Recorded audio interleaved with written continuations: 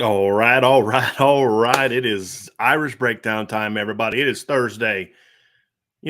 Almost the end of July, Ryan. July 28th. We're almost to August, which means we're a lot closer to Jaden Osbury's announcement. And then the next day, Notre Dame's camp starts. So we're 8 days away from Notre Dame starting fall camp. And a summer that took forever is now here. And we're about to be at fall camp. So we're going to have a couple topics for y'all today. We're going to talk a little bit of recruiting. We got some updates we want to give y'all about things going on, the latest going on with Notre Dame and all things Notre Dame related in recruiting. And then, of course, we're going to dive into some team stuff. We're going to talk today about position battles as Notre Dame gets ready for fall camp. There's some position battles that are going to rage, and I don't know if I would say so much that the winner is going to determine Notre Dame's success, but why the winner is going to be there. So that's where we're at today. It's what we're going to discuss today. But first, Ryan, I want to talk a little bit about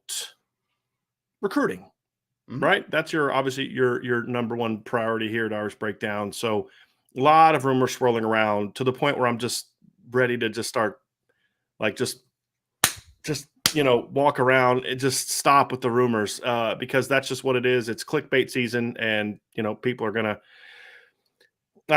just dive into it. So let's start with a rumor that is going around that Jeremiah Love, who is a running back, athlete, receiver, corner, do it all, everything that um, uh, Notre Dame has been on for a while, from St. Louis, top 100 player. Rumor was, and of course our message board was freaking out yesterday about it, was that there were reports that he had a new leader, and it was not Notre Dame. So Ryan, you had a very long conversation with Jeremiah. We'll leave some of the more details for the update that's currently on the message board. That's why you need to be on the message board. But we'll give a little bit of a taste of kind of where things stand right now from your conversation with Jeremiah. Yeah, absolutely. I mean, so again, if you want the more in-depth breakdown, boards.irishbreakdown.com is where you need to go and sign up there. For the Jeremiah Love conversation, I wanted to obviously reach out because yesterday when the Texas A&M stuff started swirling, wanted to kind of get his firsthand opinion on just how everything is going. And I know he has a Texas A&M visit that is scheduled for this weekend. So talked to Jeremiah, had a great conversation. After this conversation, Brian, I would say that I understand why the staff is feeling confident with their stance with Jeremiah Love. I also think that Texas A&M is making a good push at it. I think Michigan is also staying in the conversation and making a push at it. But to keep it as simple as possible, I think Notre Dame's the leader. And I think that they have been the leader for a little bit here. And I think that as of today, Notre Dame is still the leader for Jeremiah Love. Clear. That's Yes, what you clear. wrote in the update. Clear Yes, leader. clear leader. And it is something where anything could change. But all I know is that the recruiting is winding down here, man. He told me that he has a schedule. He's scheduled, or he is in his mind preparing to make the announcement in the late August at the very latest. He wants to get this over with before senior year begins. And I believe that right now, Notre Dame has to like where they are, and time is running out for the Texas A&M, Alabama's, Michigans of the world that are still making the push. So I like where Notre Dame is right now with Jeremiah Love, clear leader, to your points. Now, late August still, or sometime in August, is still the time frame for Yes. him, from talking to him, to make a Yep. decision. Yep. It's So late August at worst. So he at latest, I should say, is the schedule. He wants to get this done before the season. I do not envision this one will ever be one that is going to go into the season. This is going to be a summer decision. okay. Also, Dylan Edwards was offered last night. This is an explosive kid. Rushed for 2,600 yards last year. Averaged, I think it was something like 11.2 yards per carry or something insane like that. He's Insane. rushed for over 50 touchdowns the last 2 years from Derby High School in Kansas. Committed to Kansas State. Smaller guy. Peyton Bowen was recently at the Notre Dame commit. Peyton Bowen was recently at the Future 50 event, and he was the second fastest guy at the event in the testing. The only guy faster was Dylan Edwards. Now, keep in mind that Peyton Bowen ran a 4.38 at Notre Dame's camp last summer, Mm-hmm. and Dylan Edwards obviously was the only person faster than him. So, number one, it has nothing to do with Jeremiah Love. It has everything to do with Dylan Edwards. Now, keep in mind that Peyton Bowen ran a 4.38 at Notre Dame's camp last summer, and Dylan Edwards obviously was the only person faster than him. So, number one, this has nothing to do with Jeremiah Love. Yep. It's really a twofold thing. Obviously, with if you're Notre Dame, it has to do with number one, he's a dynamic kid that's really ascending, and they want more of that on the team, really, but also on the offense. He projects as sort of a slot hybrid kind of guy, can play some running back, can play some slot receiver. But also, remember yesterday we talked about you're going to see offers from Notre Dame for guys who are more dynamic at other things other than just a position. We talked about return game. Well, this is a kid that's got, I think, 4 or 5 already kick returns / punt return scores. Last year as a junior, he had a 96-yard punt return for a touchdown. He had a 93-yard kick return for a touchdown. So this is just something that people want to see more of. Now, is it a situation where they are taking him because they are going to lose somebody else? No. Is it a situation where offering him, where they're offering him because they're unsure of certain positions? Yeah, it is. But honestly, if we're being honest, it's about Ronan Hannafin, not about Jeremiah Love. Now, we still feel like Notre Dame is very much in it with Ronan Hannafin. He's still deciding between Notre Dame and Clemson. But the reality is, Ryan, the longer this goes on, the more concerned you have to be. Sure. Right? And so if you're Notre Dame, they're doing what any good coaching staff should do, which is if you're not 100% certain you're going to get a kid, make sure you keep recruiting others. And expand the board if you need to. And I think that's what this situation with Dylan Edwards is. But it does not have anything to do – because people see running back Jeremiah Love, running back Dylan Edwards. Yep. It has nothing to do with Jeremiah Love. It's not the best timing in the world, because as soon as Jeremiah Love news with the Texas A&M stuff, the little bit of rumor there, then you get an offer with this offer comes in. So it's just kind of like, oh, it's not great timing, right? But because the staff doesn't care about the rumors that are out there. They're you know what I mean? And that's like, oh, great. Thanks, guys. Thanks, guys. And I really hate it too, Brian, because I think we kind of lost – I think a lot of the board kind of lost sight with just how dynamic Dylan Edwards is for a second, man. Because, I mean, like you said, this kid's a legit 4.3 athlete. Like, he is – you have to watch – you only have to watch one clip. They're on his huddle tape. The first one, it's a kickoff return, and he bends it all the way back right, and you just see the acceleration that he has. And I know he's only 5'8", 155 pounds, so he's a smaller guy, but – Notre Dame has wanted to get that slot type, and I know you've been talking about getting that slot type now for a couple years, and obviously they missed out on Rodney Gallagher. They chose to take a step back from Christian Hamilton, but this kid could be that guy if they choose to make a strong push for him. And I mean, it's going to be a tough one if Notre Dame really wants to make the flip, because I know it's just, people are going to be like, oh, Kansas State, but his dad went to Kansas State, right? So it's like there's a family tie there, obviously. So that is always going to make it a little more difficult, but man, how much fun was it watching Dylan Edwards film, man? Like, he is just a dynamic athlete. So I would like people just kind of move past this. It has nothing to do with Jeremiah Love. This is that Notre Dame put out another offer to a really talented player. So the board expanded and they added a player who has dynamic athleticism, like dynamic speed. He is that guy that literally think LaMichael James, think like those guys where every time they have the football in their hands, they can take it the distance. That's what I see for this kid. He's a really talented player out of the state of Kansas. And I think, look, it's what's been Notre Dame's clear objective with this class. They want speed. And this kid has a lot of it. Personally, I would take him even if you get Ronan Hannafin. That's just my personal opinion. I don't know if they will or won't. I don't think anybody knows the answer to that. I think this is protection from if you do lose Ronan Hannafin, but I don't think it's a situation, and I'm still trying to get the specific answer to this. I don't think it's a situation, however, where if Ronan decides today that he is ready to commit to Notre Dame, that Notre Dame then says, hey, Dylan, sorry. Right. I actually, because they've already kind of done the numbers on a potential fifth player like that. And so if you're able to get Jeremiah Love at running back, he's obviously an athlete, can do different things. But as you said, I don't know if I would count Jeremiah Love as a pure receiver, where a kid like Dylan Edwards, he hasn't caught the ball a ton in high school, but he can catch the ball. When he does, I mean, they'll put him out in the slot and they'll throw him the ball down the field. They don't do it a ton. I would do it more, honestly. You can see it in the return game. He catches the ball clean. He's got good hands. So I think he's a guy that can do a lot of different things for you.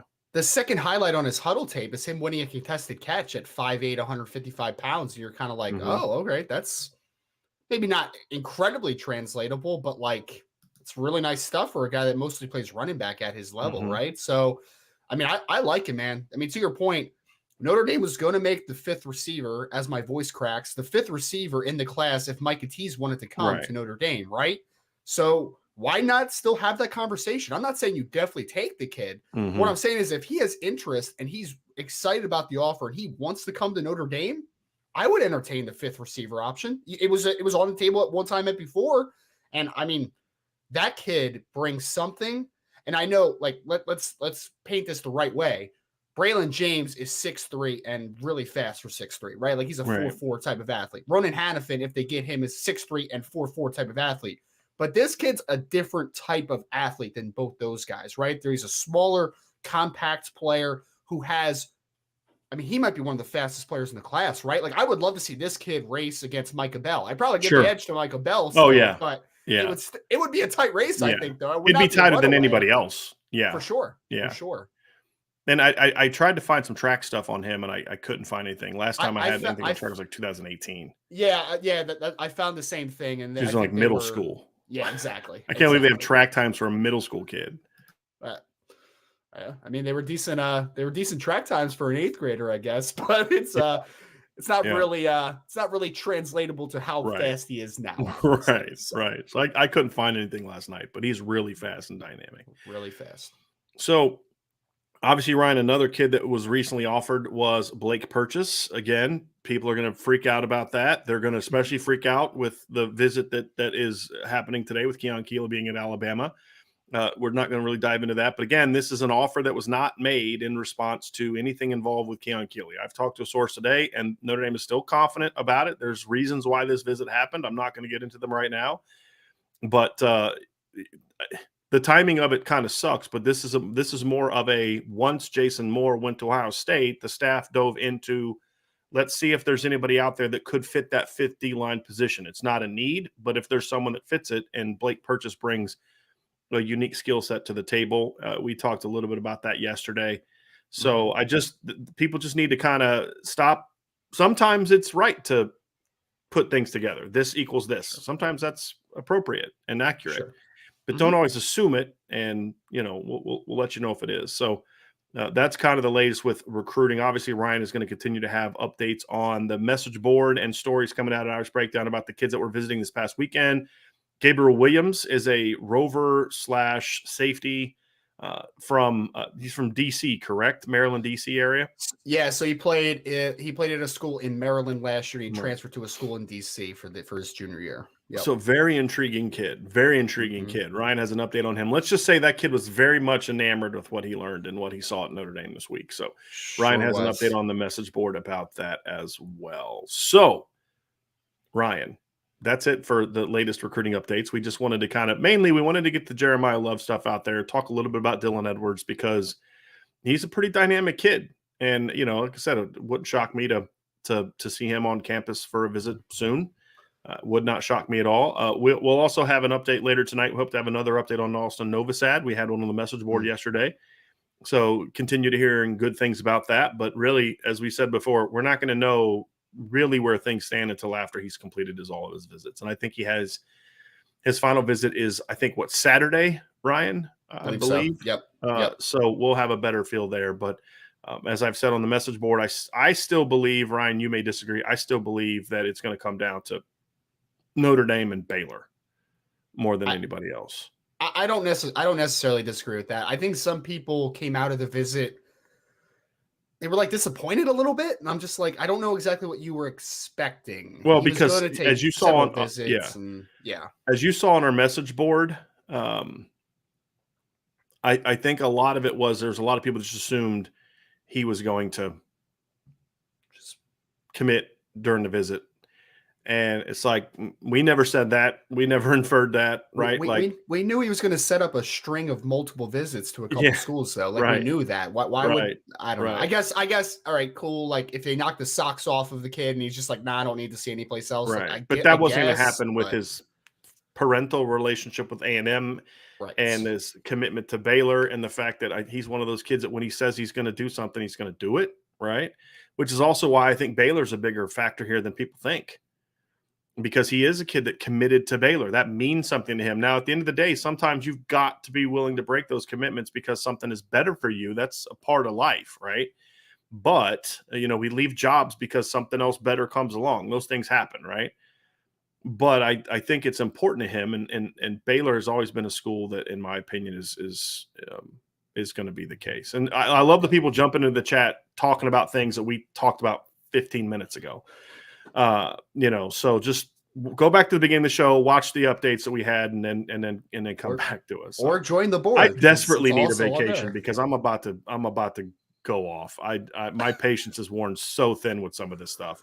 I need to take a fun topic. A more fun topic. If anybody I would love this question. If someone wants to throw this into the chat for the mailbag later, ask me what the 4x100 team would be if Dylan Edwards comes to Notre Dame. Oh my gosh. Because that would be fun. Whoever the track, here's the deal. Whoever the track coach is at Notre Dame, he needs to be like in Marcus Freeman's office being like, if you guys get Dylan Edwards, please, can we have 3 of your freshmen for our 4x100 team, please? For sure. Please. Troy Pride, a couple of years at Notre Dame, had the best so it would be a little, in all seriousness, it would be tough for them to do outdoor track in the spring, just because of football. Mm-hmm. But what we've seen a lot of from Notre Dame guys in the past is indoor. To kind of indoor stuff. And we saw Troy Pride had a couple of years had Notre Dame's best indoor sprint times. And as we've said before, Troy Pride's high school times are not really that close to what guys here have. They really aren't. So that's another part of it as well, is they would have a really impressive track team if they could get some of those kind of guys. Agreed. So Ryan, that's obviously part of the recruiting stuff today. You can check out the message board for more. And now it's time to talk about Notre Dame football. Let's dive into some position battles. The one question we get asked more than anything else is there a quarterback battle going on at Notre Dame? And the answer is yes, there is. And we're going to talk briefly about it. But it's a little different, I think, than in past years. It's not the same as years where it's like, okay, who's going to start? Wimbush or Book, Kaiser or Zaire, those type of things. I don't think it's that. I think it's more of the guy you have is the leader. The guy who you think is going to be the guy, but he still has more to prove. And the other guy, the first guy we're talking about is obviously Tyler Buchner. Sure. The other guy that's in the conversation is Drew Pine. And I think Drew has also done enough to say he deserves to go into fall camp with a chance to battle here.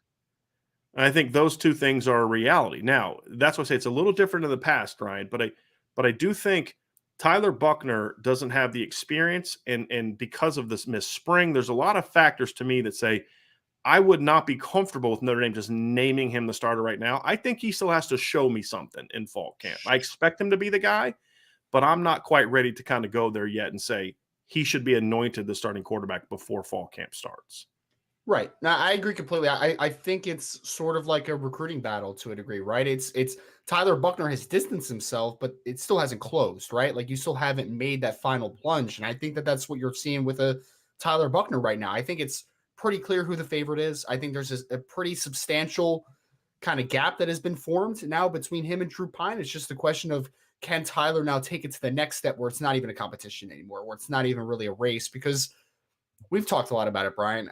I do think that Tyler Buchner as the quarterback gives the offense a lot more upside, obviously, right? But I mean, hats off to Drew Pine because he's had spurts of good football over, last year specifically, where he comes into this conversation as he can contend for this starting job. But I think the gap is clear that he's behind Tyler Buchner. So now it's going to come down to, can he reverse some of that momentum against Tyler Buchner? Because, I mean, let's be honest about it. Tyler Buchner was good to very good in the spring. Drew Pine was not. He did not have a great spring. So when you're evaluating those two players, you are expecting, because, I mean, the game is full of adversity, especially for quarterbacks. So I'm looking at Drew Pine and I'm saying, there's some adversity to you right now. Can you take advantage? Can you get back into this race? Or if Tyler Buchner is what we think that he is, can he be that guy easily, right? Can he just establish that little bit of separation with him? And I think that when you look at that, I think he has a huge opportunity to do so. So I think that's that's what I'm expecting. And I would love people in the chat that could just kind of put your expectations for the quarterback battle. But I think if anything, it's a little bit of a letdown if Tyler Buchner does not take that onus, right? And if he is the guy that we think that he can be, he has to be able to take that next step. And if he doesn't, that's a big red flag. Yeah. It's like what we talked about yesterday, right? When there's a position battle, I want the guy to win because he is clearly the better football player, right? Like, I don't want it to be in a situation where you won because the other competitor wasn't that good, right? Like, that is the worst case scenario. I don't want Tyler Buchner to just win because Drew and that's Pine true did for not have all good these fall. battles. I mean, that's 100%. The thing that you have to understand is that's the big question mark that's going to permeate through all this. And by the way, I love it. Intel never stops, man. So I'll have something on the message board here in the next 5 minutes. But you did a great job of okay, Ryan responded to adversity. I had to bow out to take a call. So very well done, Ryan, on that one. But I would be a good quarterback as well. I can handle adversity. Yes, good audible. I think that right there, though, is going to be the key for all these battles, right? Somebody's going to be here because here's what we're talking about today. We're talking about O-line. We're going to, quarterback. We're going to talk about the fifth offensive lineman. We're going to talk about who kind of is that number 4 receiver, potentially number 3, depending on who it is. We're going to talk about the number 2 tight end spot, the starting big end, starting Mike, starting corner, and starting safety. And the reality is someone's going to have all those, someone's going to win all those roles, meaning someone's going to play in all those roles. The key is, and this is going to determine how good Notre Dame is to all these, is does somebody win the job because let me rephrase. Does somebody win the job or does somebody earn the job? Because there's always a winner and a loser in position battles, right? Somebody's going to start. I don't care how bad the two guys played, somebody's going to start. Earning it's different. Earning it is I went out there and with my performance earned that starting job, and it's not really doesn't really matter what other people did. And that's the big key is earn it, don't win it. And that's kind of the big thing for me, Ryan. So that's true at quarterback, I think, especially. Right? What you don't want to have happen is like part of the reason Tyler Buchner is the clear number 1 coming out of spring is he had a good spring. He didn't have a great spring. Drew Pine had a bad spring.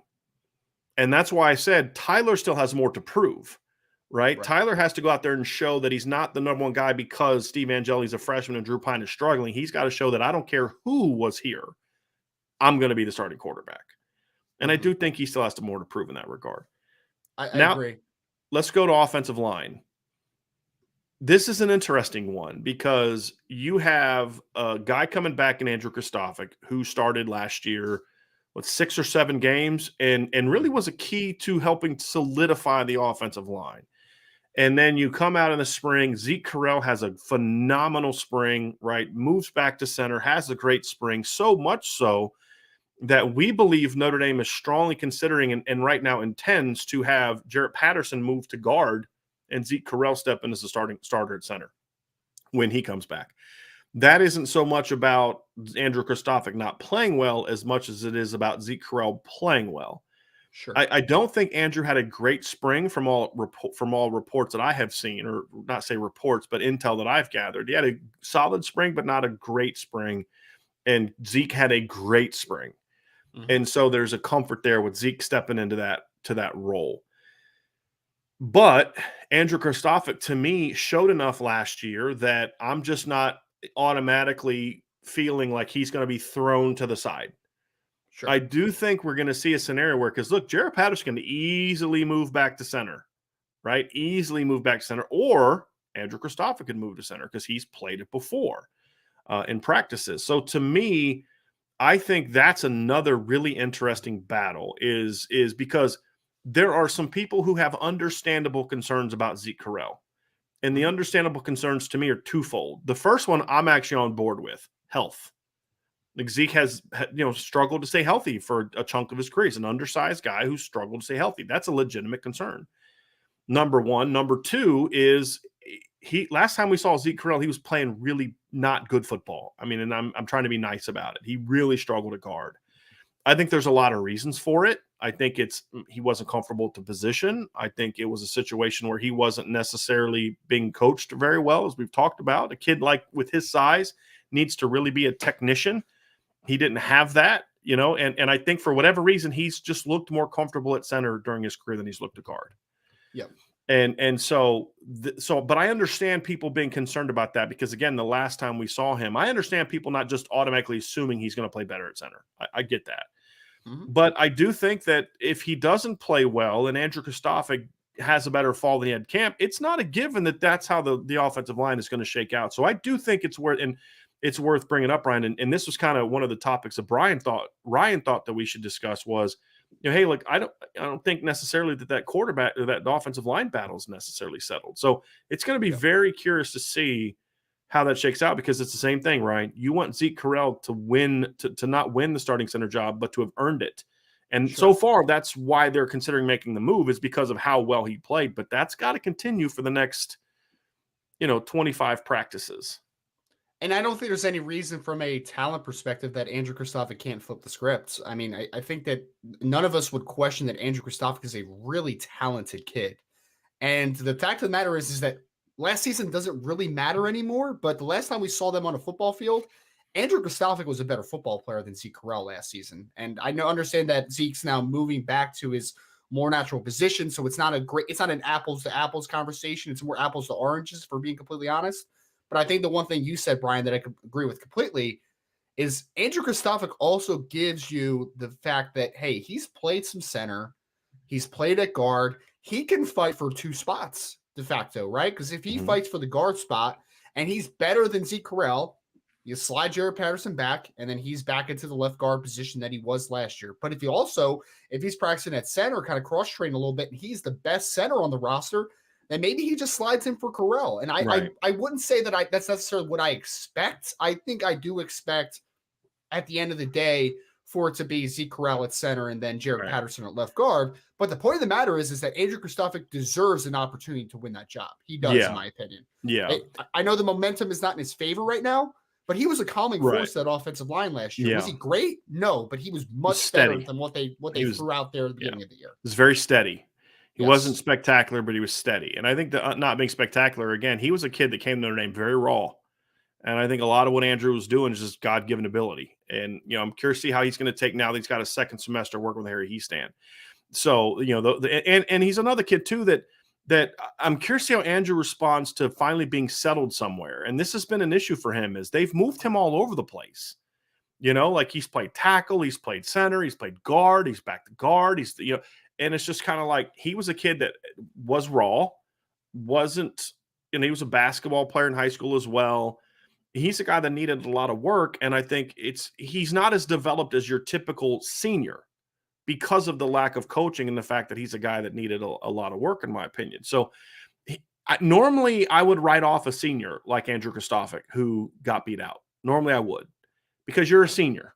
But because of the coaching change and the coaching issues he's dealt with and the fact that I felt he's always kind of been behind the eight ball because he's raw and because he's moved around so much, I have a little bit more confidence that he's got a jump in him than I would normally a senior. Sure. And I would, so that's kind of factors into it as well. I'm curious, or not curious, but like you made the point about maybe Kristofic moving to center. And I mentioned that earlier. I think for that to happen, for clarity for me, and respond if you feel differently, it would have to be more so Andrews clearly outplayed Zeke Correll, but Jarrett Patterson looks great at guard. 100%. I think that's how it would have to be. Yeah, you're not gonna move Jared you're not gonna make that switch and just leave Jared Patterson at guard, even in my opinion, if he's not. So if you're not comfortable with your center option and Jared Patterson just looks solid at guard, I don't think that's like a foregone conclusion that you still keep him at guard, right? Like if your best player is Andrew Kristofic versus Zeke Correll out of the starting five, and you need to get Andrew Kristofic on the field, but Jared Patterson's also not playing great at guard, then you just slide him back to center. Like he's a known commodity at the center position. So I agree with you, Brian. I don't think that it's a foregone conclusion that the center spot might be open for Kristofic to take. I just, in my mind, I guess, I just expect Jared Patterson to be a good guard, right? Like I don't expect him to be a average to good player. Like I expect him to be a very good guard. So I think that he'll make that transition well. And I think center could be the spot that ends up being open because you have two guys that can play it. And I think that I expect Patterson to take that step at guard. So let's go to a couple more on offense. We'll kind of work through quickly since they're potentially not starting positions. The first one being sort of that fourth receiver spot. I think if everybody's healthy, I think you and I would agree that Lorenzo Styles, Avery Davis, and Braden Lindsey are sort of the 1, 2, 3 receivers in some capacity. Sure. Yeah. Right. And so then the question is okay, who's the fourth receiver? Now, there's a chance that the fourth receiver, depending on who it is, could actually step into the starting lineup. Meaning if it's a Deion Colsey, if it's a Tobias Merriweather, or if it's a Jaden Thomas, one of the bigger guys that's more ideally suited for the boundary. It could technically be a starting role. Then you can kind of move Lorenzo Styles around in those type of areas. So I do think there's a battle for that. And honestly, it's one of those battles where even if it's not a starter, this is very important for Notre Dame because this battle needs to be fierce because, as I said, somebody's going to be in the rotation. Mm-hmm. Right? Somebody's going to be in the rotation. Are they in the rotation because they need somebody to give a breather to the guys that are starting? Or are they in the rotation because like, yo, this cat had a great spring and he's had a great fall or both. We got to get this kid on the field. And that's going to be the question. And so, people say, well, I'm team Deion and I'm team Tobias and I'm team Jaden or whatever else. Like you should be team all of them, right? Because you want all of them to play to the level where they're making Notre Dame have some tough choices on who that fourth and fifth receivers are going to be. Mm-hmm. And here's the question you want Notre Dame to be asking. You do not want Notre Dame going into the season saying, who's our fourth receiver? You want them to be having a different conversation, and you want that conversation to be, how deep can we go with our rotation?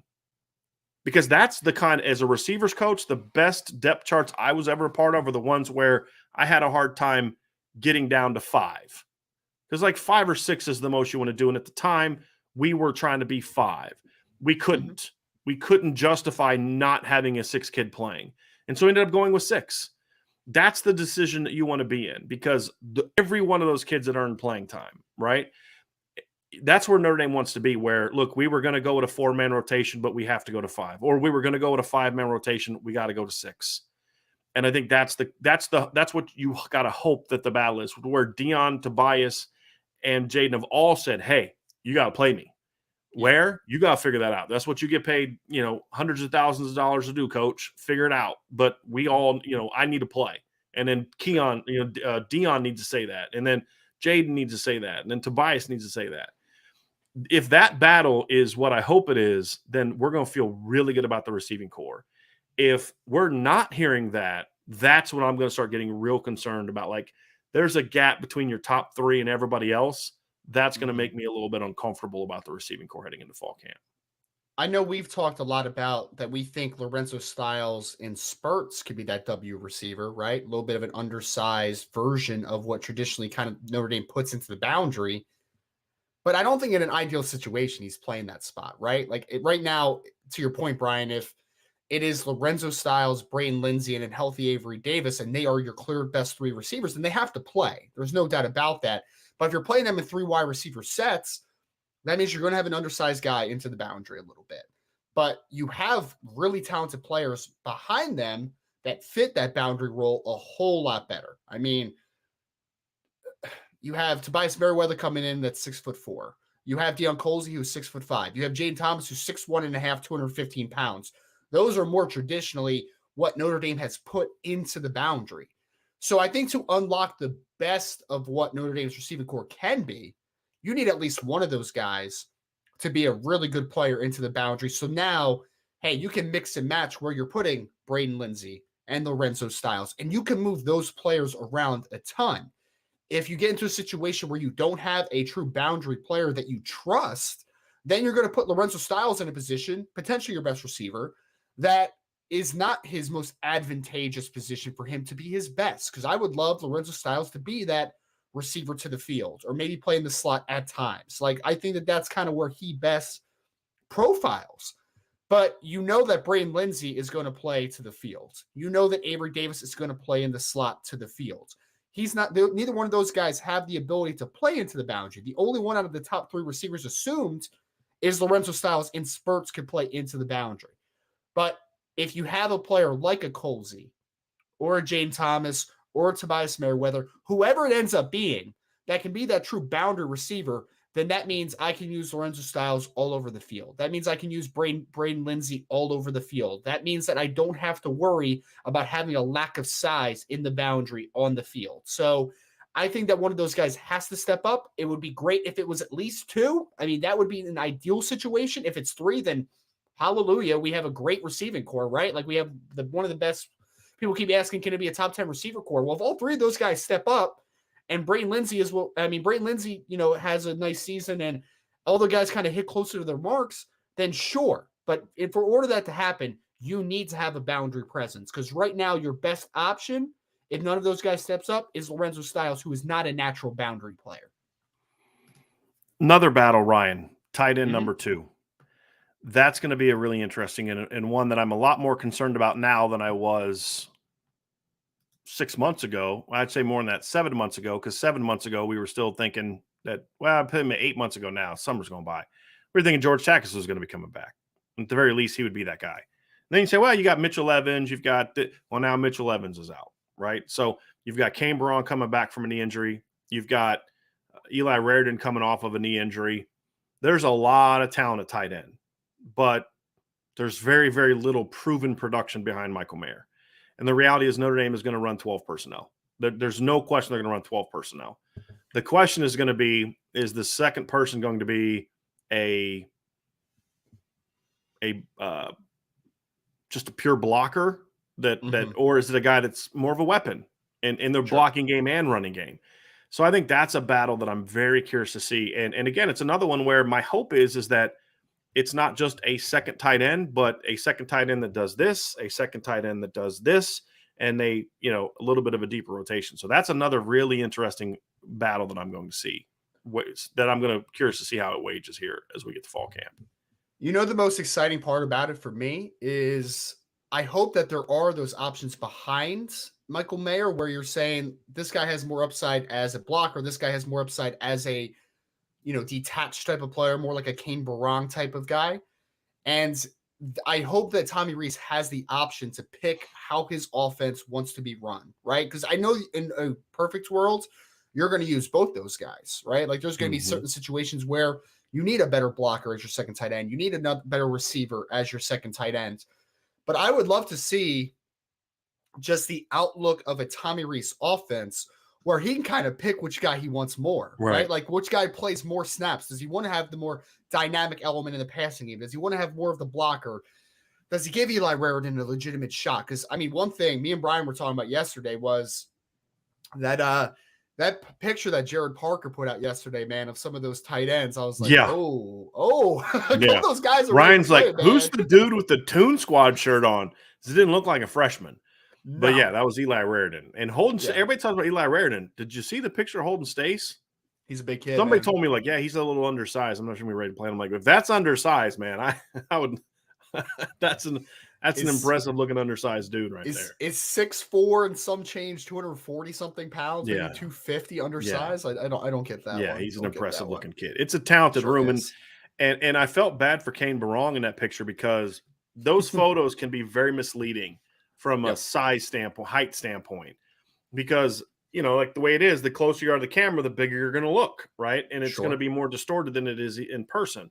Well, Kane's like the furthest person, like right in the middle of the oval, and so Kane looks like this little tiny guy. And I'm like, I stood next to Kane Barron like a month and a half ago, and he doesn't look that small. You know what I mean? Like, he's a good sized kid, but it's an impressive tight end room. But look, the reality is, I'm not worried about the talent of the tight end room. And this is where people have to understand talent, however, doesn't equal production, right? Execution equals production. Now, the talent behind that level of execution is going to determine your ultimate success. But I've heard people say, I'm not worried about tight end. Well, you should be, because somebody has to prove themselves. And until someone proves themselves, it's something we should be concerned about. It's like people say, I'm not worried at all about Tyler Buckner. Well, that's the opposite extreme to he's going to suck, right? That because of bad 3 throws against Virginia Tech or something like that, right? Like they're both, to me, improper reactions. The proper reaction is this kid's super talented, but he has to now go show that talent can turn into production on Saturdays. Same thing with Kane Barong. Same thing with Eli Raridan. Same thing with Holden Stace. Same thing with Kevin Bauman. The whole group there's talent there, but can that talent turn into production and impactful to production, whether it's as blockers, whether it's as pass catchers, or both? And I think that's where the question mark is. And it's the same thing at receiver. I have no doubt about the talent. No doubt about the talent. I have questions about the depth. But if all the guys played to their potential, this is going to be a good receiving core. It is. Sure. Yep. But that's the question. Will they play to their potential? And that's the why it's important for me to be hearing the right things during fall camp about the battle of tight end and wide receiver. And I'll also say this about tight end too, Brian. I know we're looking just specifically for the 2022 season for making this the best team.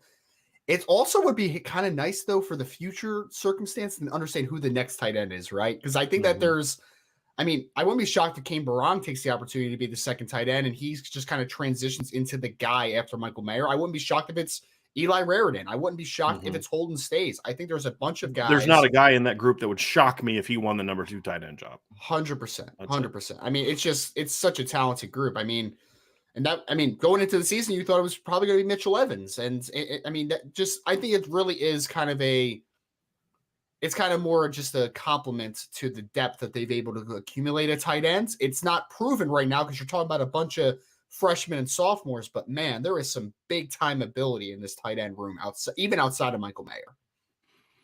That's offense, Ryan. Let's talk defense.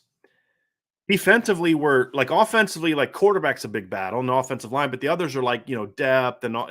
Defensively, there's actually some starting battles that are going to wage. Now, I think in most of these, you're going to see whoever's involved in the battle play. Mm-hmm. But I do think who wins these jobs kind of matters. And as we said before with offense, why they win the job. And we're going to kind of work front to back. So it's not order of importance. We're just going to work front to back because they're all important. I think the first one is big end. And I think this is a big one too, because I'm pretty confident based on what I've heard that Riley Mills is going to win that job.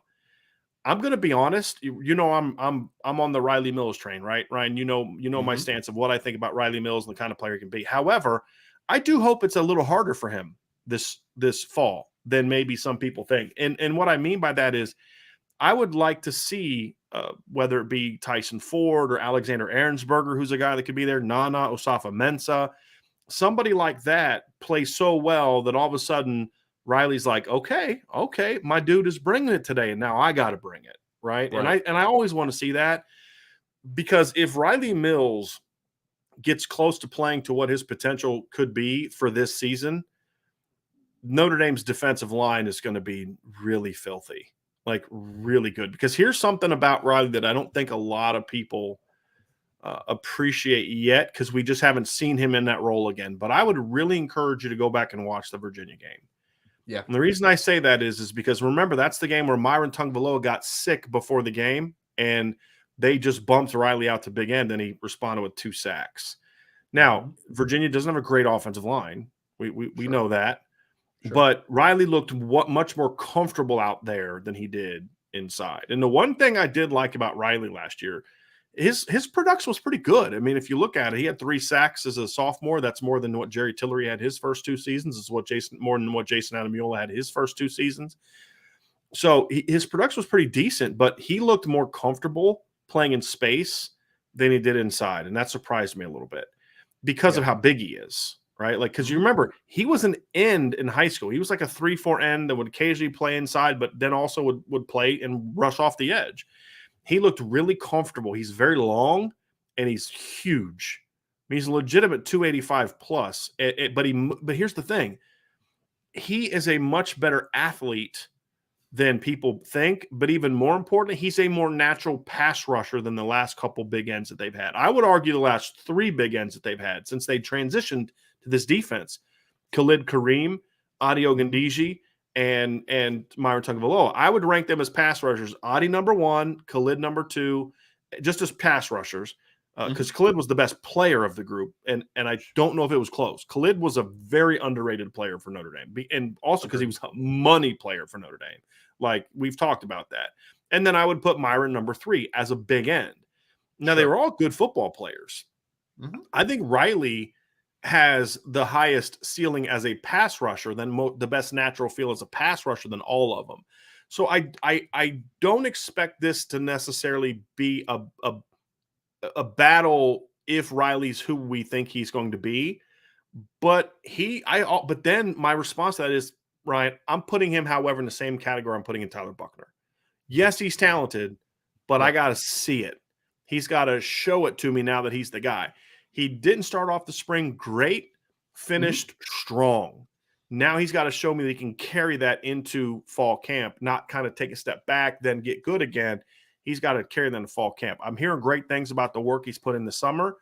He just recently won one of the Workout Warrior Awards for Notre Dame. See that picture? He's a monster. So I'm hearing good things about him, but he's got to now take that into the fall. But my hope is, even if he does, I'm hoping that he gets pushed, because if he gets pushed and Alexander Ahrensberger's kind of saying, hey, man, Riley, love you, man, don't take today off, because if you do, you're going to let me gain on you. And that's what I'm hoping to see in the spring or in the fall camp. I forgot to tell you this, Brian. I had someone in more of the NFL draft sphere, a little higher up, that said that messaged me the picture of Riley Mills and was like, so who's this guy? And I'm like, yeah, he's probably going to be a breakout guy for Notre Dame. We'll see how he continues to develop. But he's an impressive looking cat, man. Great length. Like you said, even though he didn't start the spring great, like you said, he got better as the spring went on. And then in the spring game, man, he was unblockable. Like, they couldn't do anything with Riley Mills. So I agree with you. He needs to distance himself, because there's good players there, right? Like, I like Alexander Ahrensberger. I think he has pretty nice upside. Obviously, with him continuing to get used to the game and developing that frame, I mean, he's a legit right near 6'7", long arms, and he's starting to fill out. He's 255 pounds now. And then you got a guy like a Nano Osafo-Mensah, who hasn't been spectacular, but he's played some football at Notre Dame, right? So there's a couple guys that I think are good defensive ends, that are playing against Riley Mills. I just think that it's the fact that right now Riley Mills has separated himself in that competition, but he needs to just end it, right? Like, he needs to be like, I'm the dude here. I'm the next breakout star on this defensive line. If he hits near his ceiling, then, man, it is going to be tough for teams down the stretch if they have to start kind of slide in some protections to Riley Mills instead of sliding every protection to Isaiah Foskey, right? And that's the big thing too, Brian, is whoever's the strong side defensive end. I know obviously you're working against tight ends a ton and a little bit more clutter, but you're also going to get some one-on-one opportunities, because that protection is going to be slid to Isaiah Foskey. So taking advantage of those one-on-one opportunities is going to be huge for that position. And I really hope that Riley Mills is the guy that takes that onus, because for Notre Dame to compete on a championship level, that is the guy that they need, right? Like, I think you can win games with Nana Osafo-Mensah. You can win some football games with Alexander Ahrensberger. There's no doubt. But at championship level, I think you need Riley Mills to be the dude. I'm going to build onto that and clarify it a bit. And I think you're going to agree with me on this, Ryan. And that's not a threat. That's just a prediction. So I think you can win a championship. You're going to agree with me on this. I'm confident in it, Ryan. No, you and I have talked about this, because I think this is what you're saying is what I think. You can absolutely, and I think Notre Dame can absolutely win a championship with Nana Osafo-Mensah and Alexander Ahrensberger as filling a role, right? And that's the thing I love. They're guys that if they're your depth pieces, meaning Alex can kind of play some 3 technique, can play some big end. He brings some pass rushing prowess to the table and some length. Nana has not shown himself to be a great pass rusher in games, but he's a really stout point of the attack run defender, right? And brings some of that power football to the table. If Riley breaks out and he's the dude, then that allows you with Alex and to Nana to say, okay, let's now build around your strengths. That's going to make them much better players as well. That's how you build a great depth chart, in my opinion, because here, like, you nailed it. There, not only are teams going to slide their protection to Isaiah Foskey, but who else is on that side of the defensive line? The 3 technique, Jason Adamiola.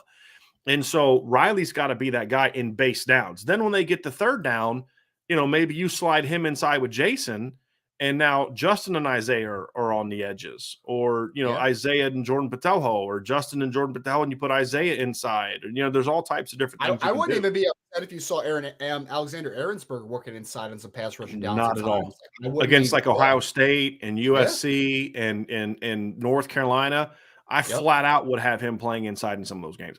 And there's times against those teams too, I'd put Riley back inside with him and Jason inside with Justin as an edge in some base downs against teams that are trying to. I don't know if Ohio State's the team I would do that against, because I do think Ohio State is going to try to come out in the opener and establish the run game more than they did last year. I think that's something that they're going to really try to assert themselves on. So you need to make sure you can stop that first.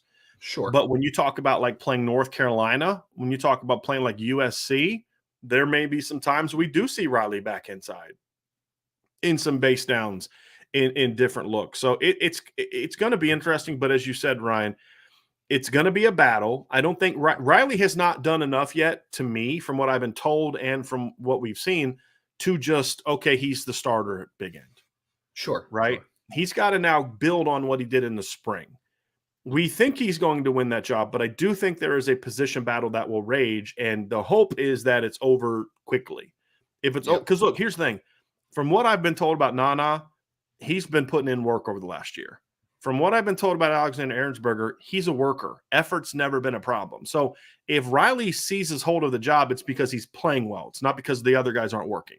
Sure. And so that's why I kind of hope it's over quickly, but he's going to have to prove it. And that's why we are talking about that today. Because like if you listen to what we're talking about, it sounds like, well, it doesn't sound like much of a battle, guys, right? But and you're correct. But again, it's kind of like quarterback. He's got to prove it.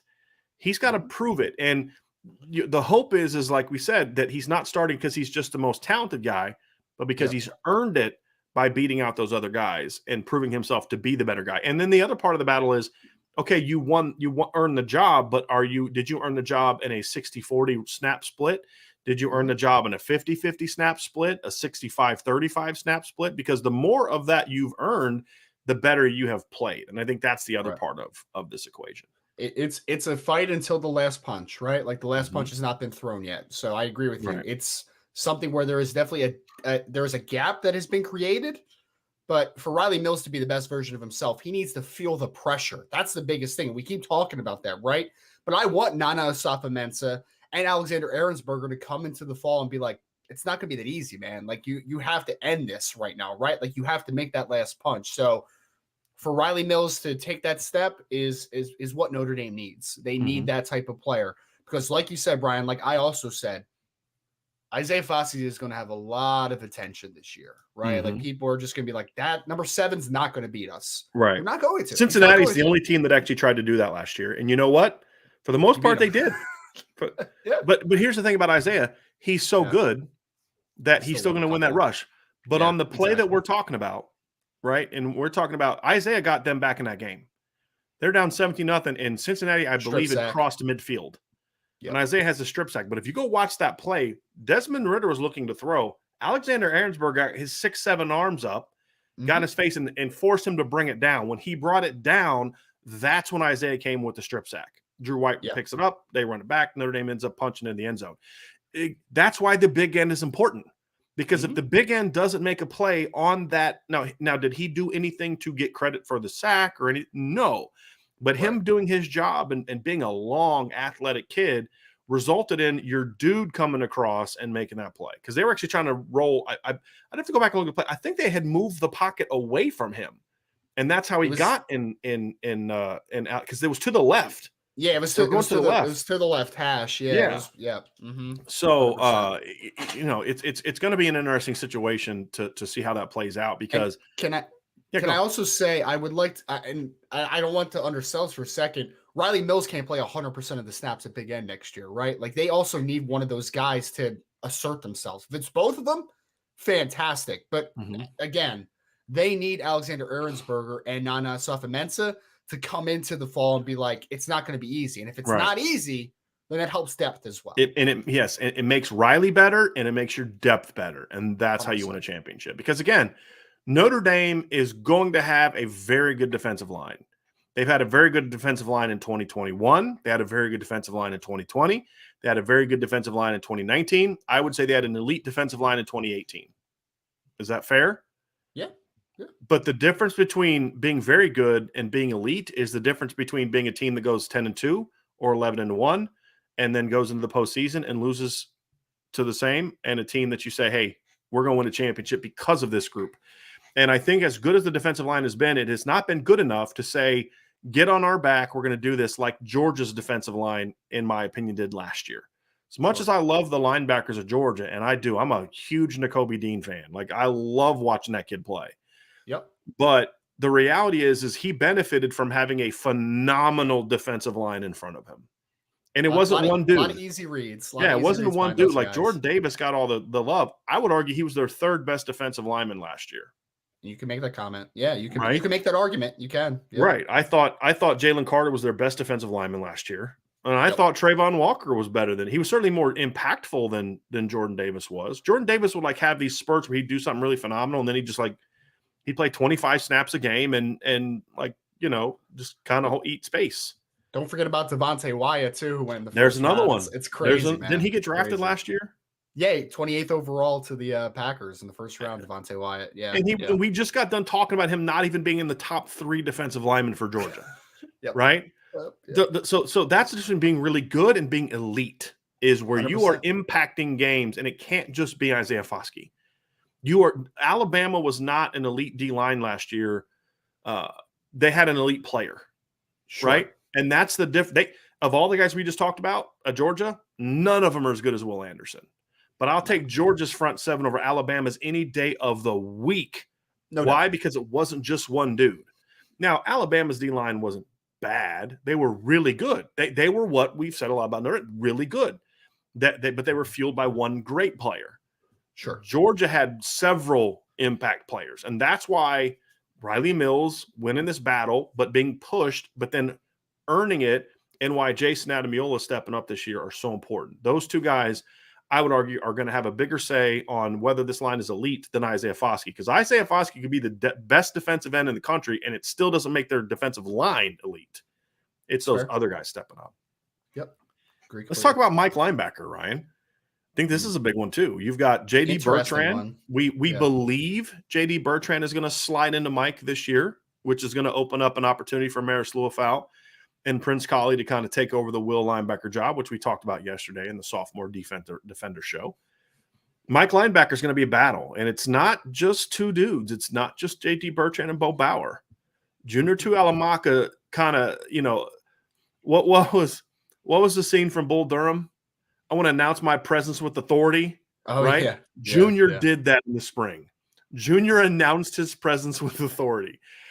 We've talked about this before, Ryan, but for those who are new to the channel, one of the things we heard a lot during the spring was when we would talk to people that had been to Notre Dame practices in the spring, like I would like, hey, I don't know who this 44 is. There was 2 kids they would constantly mention to me. It was 21 and 44. 21 being Jane Mickey, 44 being Junior. Hey, I don't know who this 44 kid is, but that dude's a baller. Because like some of these guys, they don't follow recruiting. You know, they're just like, was that a transfer? Because Junior looks like a grown man. Like you see Junior, like that's not an 18-year-old freshman in college, right? Who should still be in high school, right? It's a 235, 240-pound grown man. Yes. What he is. Yeah. And his, you know, so he doesn't look like, so was he a guy asked me, is he a transfer? Like, did they get a transfer? Like, nope, that's Junior Tuihalamaka. You know what I mean? Size. He was twitchier this spring than I saw him in high school, which is a great sign. You know, he's a guy that to me is got a chance to step in and say, hey, you guys are good players, but you're going to have to battle with me. Yes. And that makes this a very, very interesting conversation. Very interesting conversation with Bo and JD. Because I feel like, Brian, a lot of people underrate J.D. Bertrand because I thought he had a good year last year, you know? I mean, there's definitely stuff that he needs to clean up. There's no doubt. There's some limitations to him, but I mean, we saw the spring grades from the NFL, and J.D. Bertrand has a draftable grade going into next year, and he's on like every single Buckus Award watch list and all these types of things because he had over 100 tackles last year. So I think J.D.'s a good football player. Bo Bauer is a physically impressive football player that we've seen in spurts, right? Like he's got length, he's explosive. There's a lot of good things about Bo Bauer. He hasn't put it together, obviously, but the fact that we are going into the fall with an opportunity for a freshman and Junior Toya Lamaka to make some noise against a guy that just had 100+ tackles in his first year, not even a full year as a starter. He wasn't even supposed to be the starter. I mean, well, he ended up starting the whole year, but he wasn't supposed to be the starter entering the season until Maris Woifal got injured. So, and he's also moving over from Will to a more natural Mike position, which I think is going to help him tremendously. So I'm excited to see this one, Brian, because I have to be honest. I think a lot of people overlooked Junior Toya Lamaka a little bit because it's like Jalen Sneed's a freak, Josh Burnham's a freak, and Nolan Ziegler's a really athletic kid as well. There's an assumption that Junior Toya Lamaka is just kind of this stiff, lumbering linebacker, the true Mike. But he left the spring as the most impressive linebacker from a play perspective, right? Like he's got good eyes. He's got good understanding of how to play the position. And he's going into the spring and he has a chance to push. And he does. Yeah. And I mean, going into the fall, and he has a chance to push. And I would not be shocked if by the end of the season, Junior Toya Lamaka was not the starting Mike for Notre Dame. I would not be shocked. I wouldn't be shocked based off if there's an injury to J. And I've said this before too. I agree with you. I think it would require JD to get hurt, which is possible. He's been banged up before. He's coming off of an injury. Sure. But the reason we started with junior is because to me, juniors are floor. Yep. Right? Like if the veterans don't step up their game, if JD doesn't tackle better, if Bo doesn't do a better job on assignments and being gap correct and those type of things, then they will get beat out by Junior Toya Lamaka because he's the most natural linebacker that they have. Arguably the most natural he's the most natural Mike linebacker they have, and arguably the most natural linebacker period that they have. So when I look at a guy like Junior, like, okay, he's the floor. Okay, what do the veterans do in response to him? And that's kind of why I have some excitement about what this linebacking core is going to be. The linebacking core was very disappointing last year. I did some research on this last week, and I've looked it up in the past. And I'm trying to remember what the specific numbers were. But just kind of off the top of my head, like the linebackers last year had something like 18 tackles for loss. And they've had years where the linebackers have been like recently where the linebackers are like over 30. Like the worst year other than this was like 24.5. And so the impact production just wasn't there. The tackles were there, but like the impact production wasn't there. And they needed to be there. And part of the reason that I'm excited about this group is because I feel like things involving like, JD's question marks or Bo's question marks, all those type of things. Like if those guys are starting over junior, it's because they've improved their games. And when you look at JD Bertrand, I think he's kind of the leader in the clubhouse going into fall camp if he's healthy. And I expect him to be, but he was recovering in the spring from things that were a result of injuries, bumps and bruises and injuries he sustained during the fall. So I assume he's going to be healthy. But when you look at him, it's a situation where he, to me, was a good player last year, a pretty good player for Notre Dame last year. But there were ways that good teams could get him into bad positions where his lack of length hurt him. Now, what's interesting is there was a comment on the message board, maybe as a chat the other day, where somebody questioned, like, I hope that they can have somebody more athletic. Look, JD Bertrand's issues are not athleticism. JD's a pretty athletic kid. Like, matter of fact, we thought Drew White was a solid athlete. I liked Drew White a little bit more than Ryan did. We were in the same ballpark on his athleticism. Yep. JD Bertrand is a noticeably more explosive athlete than Drew White is. He's also a little bigger than Drew is, taller and thicker and a little bit longer. But and the Drew athleticism also ran like 4.6 high at the pro day. Yeah. Like he can run a little bit. Yeah. Well, that's pretty good. I mean, that's pretty good. And JD's more explosive. So to me, Manti ran in the 4.7s, right? If I remember correctly. I believe so. Maybe 4.8. Like he wasn't very fast straight line, but yeah. JD's more explosive than Drew was. I think that moving inside to Mike is going to make JD Bertrand, the guy that led Notre Dame in tackles last year, the guy who the only linebackers to have more solo tackles in the last 15 years than him was a cat named Manti Te'o and a cat named Jalen Smith. And the highest that Manti ever had was like 69. The highest that Jalen ever had, I think, was 66. Mm-hmm. JD had 63. It's nice. Right? Like Tavon Coney tied him. Remember we were talking the other day about Tavon Coney's a tackling machine? In solo tackles, J.D. Bertrand had as many as Tavon Coney, and only Jalen Smith beat him twice. It was like by 1 and by like 3. And Manti beat him by like 6 the year that Manti was – I think Manti did it in 2011. I don't think he did it in 2012. I think it was 2011 Manti had 69. Yeah. So that's pretty good production. Now, where I think you're going to see a jump from JD is I think playing Mike is going to give him more opportunities to make tackles behind the line. And the reason I say that, it should be the other way around. Will is usually the position where it's more, but I think JD's game being better suited. JD missed a lot of chances for stops behind the line last year because he was coming for more distance. Sure. I think this year you're going to see him getting a chance to make those plays more downhill, right? And I think that's going to suit him. So I think JD is, if I had to predict today, I'd predict JD wins this battle. And I think he's going to be really good. But the coaches love Bo Bauer, understandably. Yep. And he's tall, he's long, he's really explosive and twitchy downhill. He arrives with force. He's going to play like his hair is on fire. And when you consider how much hair he has, that's, right?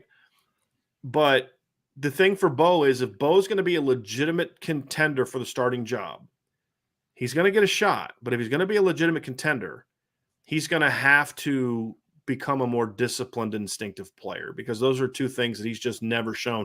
I will never again say a guy cannot learn that as a fifth-year senior, because Asmar Bilal flat blew that theory out of the water. I've always felt if a guy doesn't show instincts and a feel for the game by his fifth year, he's never going to.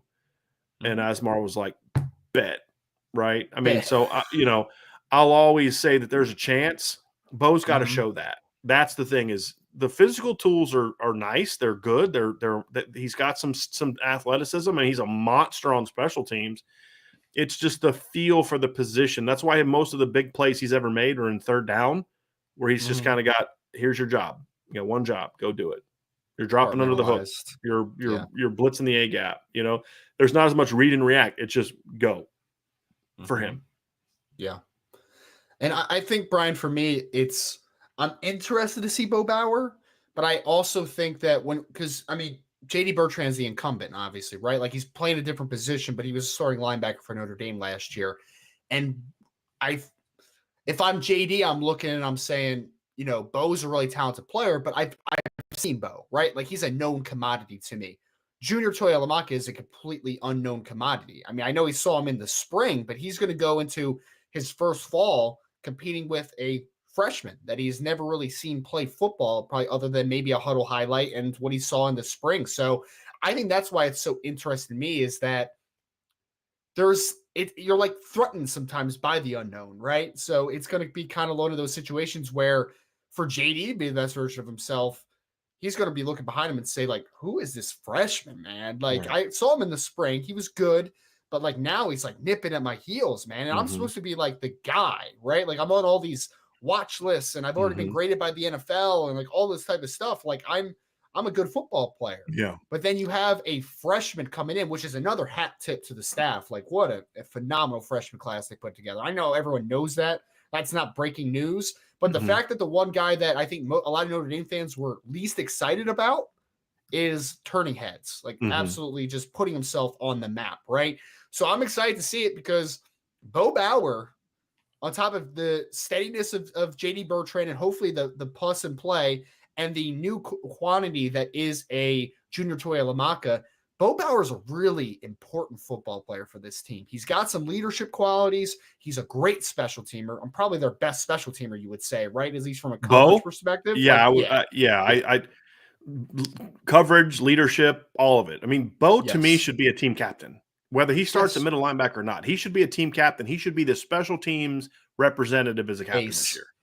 100%. No matter 100%. What happens to linebacker. And honestly, even if he isn't the starting Mike and doesn't play like a significant role, he's going to get a shot at the NFL for just what he does in special teams and his length. Like, that is going to give him an opportunity, right? Yeah. But he has the talent to do it. It's just about the mental side of The the game physical for talent, right? For Bo Bauer. Exactly. Yes, he has the length, he has the athleticism, he has more tools than JD Bertrand does from just a physical perspective. JD is just a quicker processor. He sees the game a little better right now. Bo Bauer is a little bit of an enigma, which is weird for a fifth-year senior, right? Like usually you would like to have a general understanding of that player at this point, if we're being honest, but it's going to be an interesting battle because we have literally every side. We have a redshirt junior who's the incumbent, who just led your team in tackles. You have the redshirt senior who's an important part of your team. And then you have a true freshman that is just kind of blown all expectations out of the water, at least from a spring perspective. So this is the ultimate, like, I also believe that JD Bertrand is going to be the starting Mike to at least to start the season. Yeah. But this is one of the ones where I'm just going to be like kind of interested to see it because there's a lot of different layers to this battle, a lot of different ones. I think JD is going to be hard to beat out if he's healthy. I do. I think he's going to be hard to beat out if he's healthy. And especially as I go back and watch more film, I'm like, man, you put that at Mike and he's going to be even more impactful. And just like little things, like he arrives at blockers with more force than Drew did. He just has more explosiveness. You know, he packs a little bit more in his behind than Drew did, you know, and you know, there's no doubt that JD's going to he's going to be in for battle. But from what I've been told about JD, he's just one of those kids that is supremely confident. He's like a very mild-mannered, like respectful kid. And, you know, you saw his personality during the College World Series run. You know, him and Foskey and guys were like going, and he's just a very personable kid, you know, but very confident kid too. And very focused on the task at hand. And so I don't know if, like, you're always going to be worried about the kid behind you in regards to, like, you know, hey, look, this guy's coming. But from what I've learned about JD, he is very task oriented, and he's going to be focused on his game. And I think those things are going to make him a little bit tough to beat. I did want to respond to a question related to this. Hunter Land asked, does Bo have 2 years left? This COVID eligibility always makes things confusing. So this is the year that Bo's getting back because of COVID. So he played as a freshman on special teams. I mean, he was in the 18 class. He played 18, 19, 20, 21. He played all 4 of those seasons. He was a special teams guy, played more than 4 games in all of those seasons. So the only reason he's coming back this year is because of COVID. So Bo is he's in the same boat that Kurt Hinish was last year. So his 5th year was his COVID year. He didn't have another red shirt, whereas Josh Lugg can come back this year for his 6th year because he had a red shirt. And so he had the 5th year opportunity. Then you get the COVID stuff. It adds to the 6. So the guys that are getting 6 years are guys that had a red shirt season, whether it's a medical red shirt or just a normal red shirt. Those are the guys getting a 6th season because of COVID. And you had to have been on the team in 2020 for that to count. Right. And so that's why Bo is back this year. So this, just so we're clear, Hunter, it's a very good question. And I'm pretty sure you're not the only one that has it. That's why I wanted to address it. This will be Bo's last year because this is the extra year that he got is 2022. Now, JD is going to be a senior this year. He technically has 2 years of eligibility left. Yes. So he's in the group of kids that it gets weird, right? Because he had a red shirt and, you know, all that kind of stuff.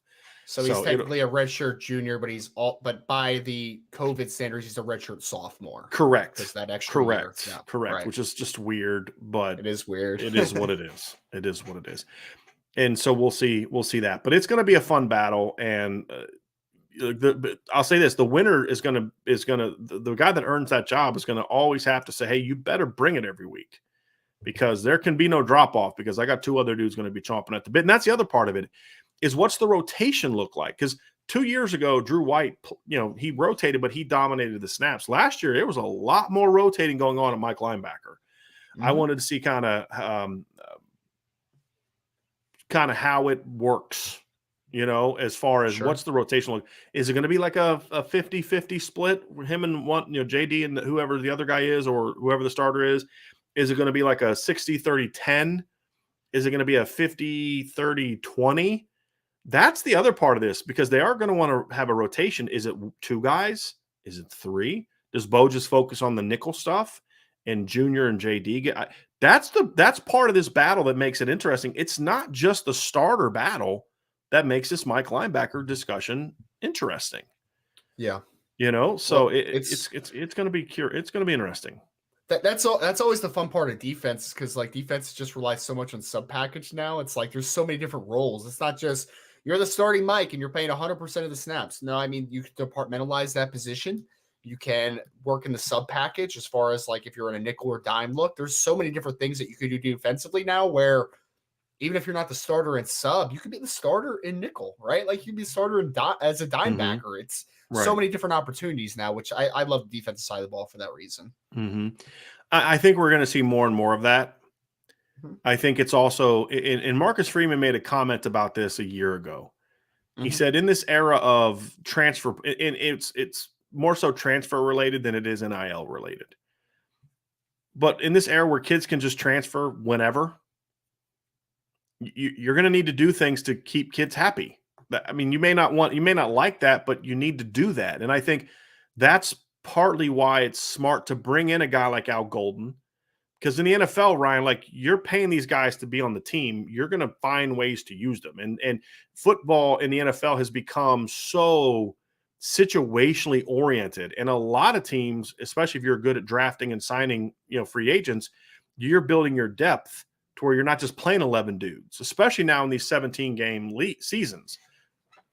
So you're seeing more and more sub packages. I said situational packages. I meant to say sub packages. Teams are doing way more sub packages now where, and that doesn't just mean you take out your third linebacker and put in a nickel. Sometimes that means you put in two different linebackers. It can mean different things for different people. So I think there's roles for those guys. And it's the era of, okay, you won the job, you're the starter at most positions, I think needs to be over. It needs to be over at running back. It needs to be over at receiver. It needs to be over at tight end. It needs to be over on every player is on defense. There's three positions on defense I don't want as much rotating. And I'll be honest, Mike is one, because that's your quarterback of the defense. The other one is corner. I don't love rotating a corner because I feel like there's a lot that goes into as a corner of learning what the dude across from you is doing. I got to learn his tricks. I got to learn, okay, when he does this, I know that. And that only comes from, you can see it on film to a degree, but you got to experience it. So I think that's the other one. Then on offense, obviously offensive line for the most part and quarterback.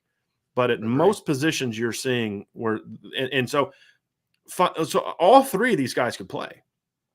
Junior could be your short yardage Mike and a rotation guy. Bo could be your nickel guy, and JD's your starter. I mean, so it's going to be interesting to see how that pans out, but you want it to be because guys earned those jobs, and then does Prince Collie factor into this conversation at all? That's the other part.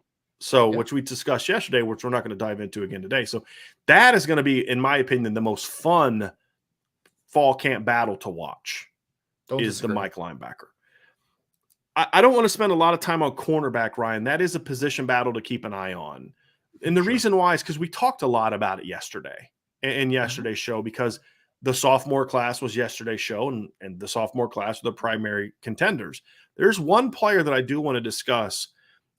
Two guys. I want to talk a little bit about Clarence Lewis, and then I want to talk about Jaden Mickey and the potential he could have in this him and Benjamin Morrison, the potential they could have in this cornerback battle. So Clarence Lewis is interesting because there's a lot of Notre Dame fans that are just waiting and hoping he's going to get beat out. Right. Because I understand it, right? Because of how he played in the bowl game, and it wasn't just the bowl game. It wasn't just like for JD. I thought JD had a bad game, right? Mm-hmm. But he was really good the rest of the year. The problem with Clarence is that he kind of had that type of game against all the good teams they played. Like he didn't play well against Cincinnati. He didn't play well against Wisconsin. He just was benefited from the fact that Graham Mertz couldn't hit a pass to save his life beyond 10 yards. I mean, you saw it. Yep. You saw the all-22 on that. He got beat 3 times on deep routes, and he was, flat beat. And Graham Mertz just either didn't see it or just missed it. Against pretty average wide receivers, too. It's not like Wisconsin has a bunch of dudes. Right. Right. So, but then there's other times you watch Clarence play and you're like, that guy's not bad. That guy's pretty decent. So I don't know what it was with him last year. I think part of it was moving him around. I think moving him from field to boundary. He's a young guy. He was a sophomore last year. And I don't think he handled the boundary as well. This is what's going to make this season really interesting. I don't think Clarence is a very good boundary corner. I think Clarence Lewis is actually a better field corner in my opinion. I don't know if you agree with that, or I want to start there. I do. Do you think when you watch his film, I see a much more noticeably better player to the field than I do the boundary, to the point where he was actually a good player to the field? When he struggled last year is when they made that switch from moving Cam to the field and they moved Clarence to the boundary. I think for me, and I would love your insight on this too, Clarence is a kid for me that I think needs to take a little bit of chances, right? Because he's not the most dynamic athlete at the position. Like, he's a good, solid athlete. He's not a bad athlete by any stretch, but he's a kid that I think needs to play a little aggressive. He's a guy that needs to, kind of stick his foot in the ground and get into the chest of a wide receiver. And to the field, that's a lot easier, in my opinion, because you have more help, right? Like more natural help in that instance. If you're in the boundary and you gamble and you miss, I mean, there's a lot of one-on-one situations in the boundary, right? So that's where I think that Clarence Lewis is definitely better, because I don't think that his margin for error to the boundary is as high as it would be to the field, because he's just going to have a little more help around him. You're saying his margin for error in the boundary isn't as high as it is to the field? Yes, correct. Because he's going to be in a lot more one-on-one situations. There's not as much help into the boundary. To the field, there's a lot more guys that you can depend on over the top, underneath, all that good stuff. Right. So you can take more chances, and it probably won't hurt you as much as it would hurting you into the boundary. Cam Hart, if he's in the boundary, right, he has maybe not the best jam ever, and a guy gets a clean release. Well, he's 6'2.5" and he can run, right? So like he has a chance to make up for that. There is a higher margin for error in that situation. Clarence Lewis is not that length. He's not that type of athlete. So I agree. I think to the field is much more advantageous, because I want him to be aggressive, because I think that I don't know what the whole outlook from the spring was, Brian, but I saw him in one practice and I thought Clarence looked pretty good, man. He was sticky and he was aggressive, and that's what I like to see out of him. And his transitions were better. He just looked a little cleaner, because again, he was a young player last year. And we kind of forget that a little bit. He's a sophomore. He's going to get better. But so I don't think it's a given that he's going to get beat out.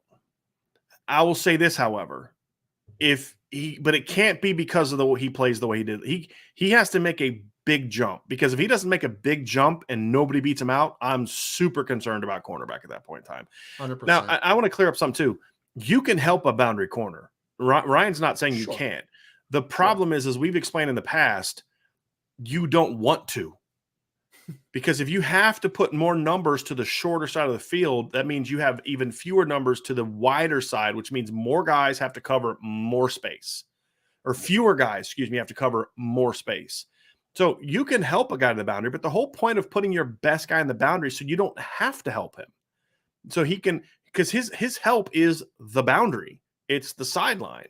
If you have to start, man, we got to really start working on buzzing our will up underneath stuff, because we got to play our corner off. And so we need our will to be more involved in buzzing the flats or buzzing under a hook curl, because we can't put our corner in man, or we have to do more where our safety's playing over the top more, or protecting against the post more. You've now taken weapons away from your high. Right. You've now taken weapons away from your run defense, and you've taken weapons away from your other pass defense, because you have a boundary corner that can't cover one-on-one. That's not a place you want to be. And so I still haven't, I hope maybe I'll get the explanation sometime soon, but I never got explained to why they made that switch. So I'm very curious about that. Like, look, I think Cam Hart can do both at a high level. I do. Agree. But I would like to have seen, I would like to see Cam go back to the boundary, to be honest with you. And I don't know if that's in the plans or not, but if not, then they need somebody like Ryan Barnes to then push Clarence at that position. So it's going to be interesting, unless Clarence can make a big jump. But again, the problem is I just don't know if Clarence has the long speed to play the boundary. And he doesn't have like the length that a Ryan Barnes has, where if he does, get beat by half a step, which is the difference between a 4.5 and a 4.4. He's got that. He's 6'3". He's got super long arms, those type of things. Clarence is like 5'11 and a half, right? That's it. Meaning if he's a step off, he's beat. Sure. Right. That's the difference. So I'm very curious how that's going to go this spring. And that's something I'm looking for. Is it's not just, does Clarence get pushed? I don't care if Clarence gets beat out or not. I don't. My questions are more of, where's he going to play?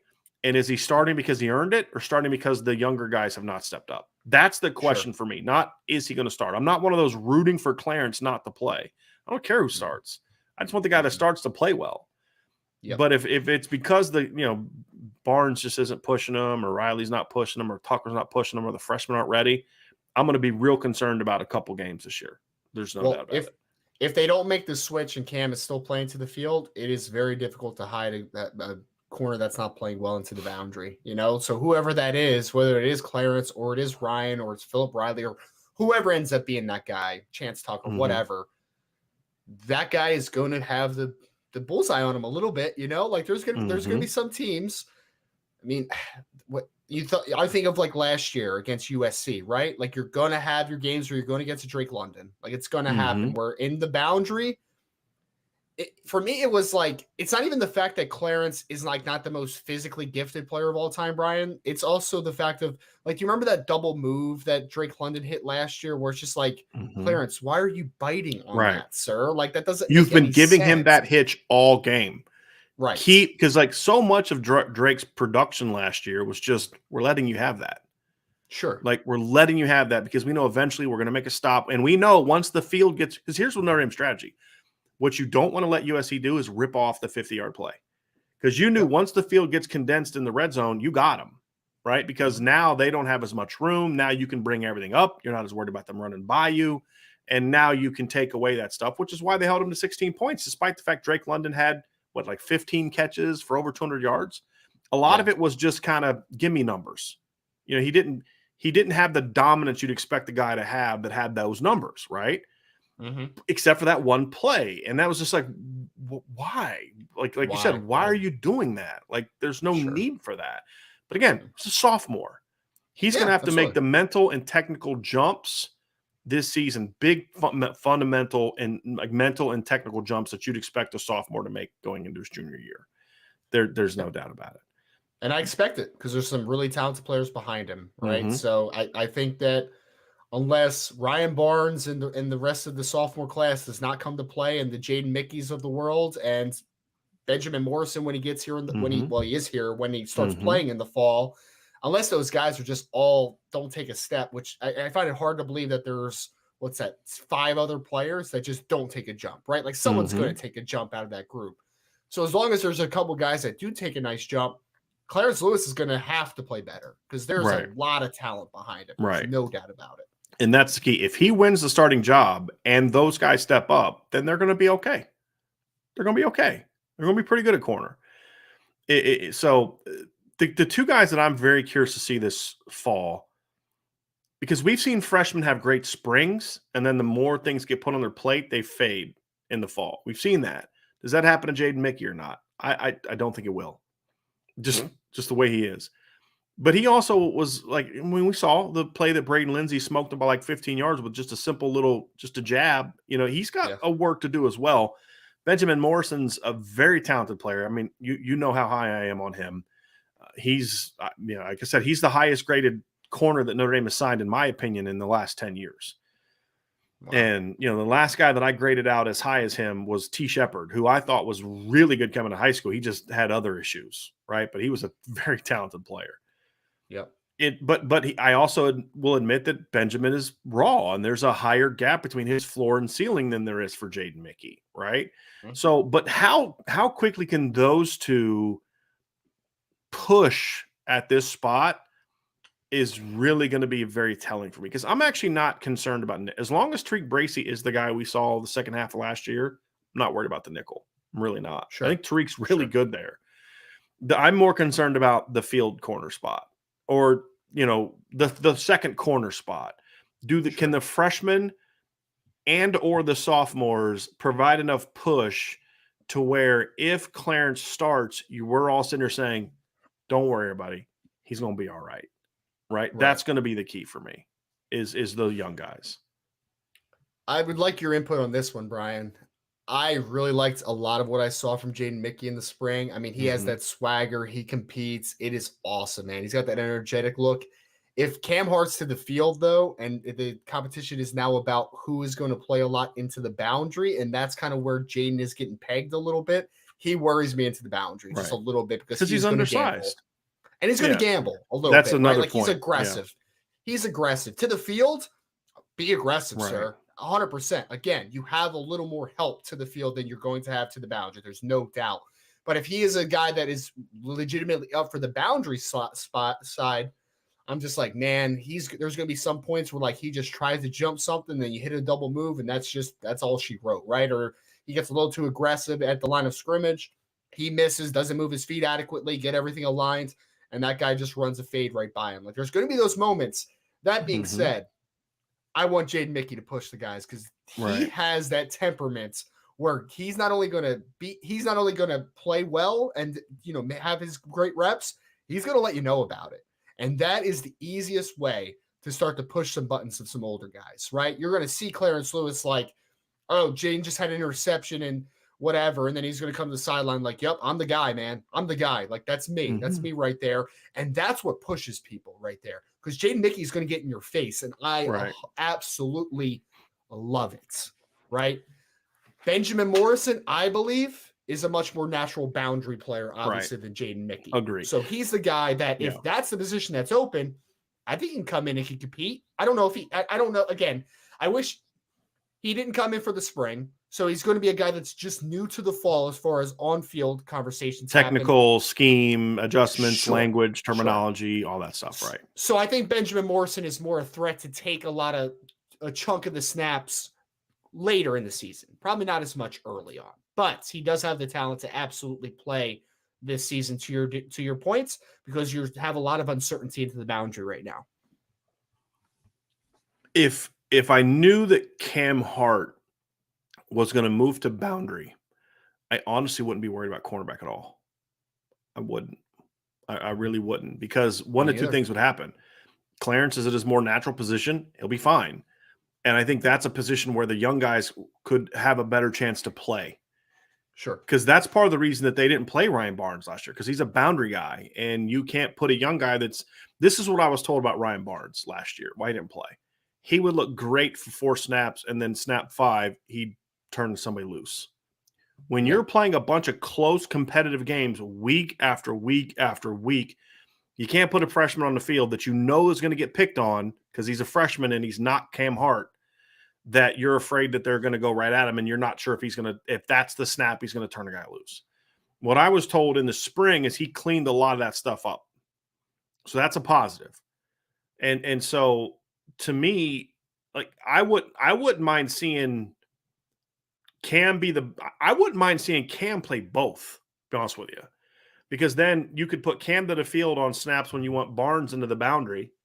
And then when Barnes or Morrison aren't on the field, you put Cam back to the boundary. And then, Clarence and Jaden are working in the field, or Philip Riley or Chance Tucker.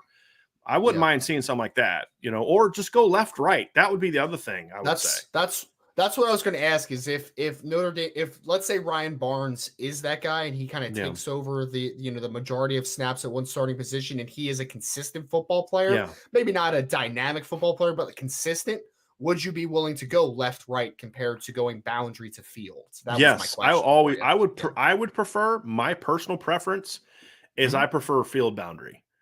And right, left. And I'll be honest, part of the reason is as an offensive guy, if I know where one corner is going to be that I know I want to go after, I can always, it doesn't matter where the last snap was, right? Because like you got to be almost a couple plays ahead, because if I want to go on after this guy in 2 plays, I got to make sure that the play I run, gets it to where I want to go after that guy when he's in the boundary. Well, I better make sure I run a play that makes sure that the boundary's to his side of the field. I think that can be more challenging for an offensive coordinator.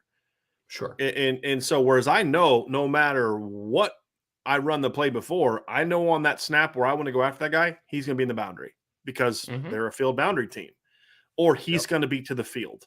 I think that would be the ideal thing for me. Plus, you're talking about 2 long dudes, really long, that I think are both going to be good tacklers. I think it's another thing I think Cam will be remembered for the horrible missed tackle he had against Virginia Tech.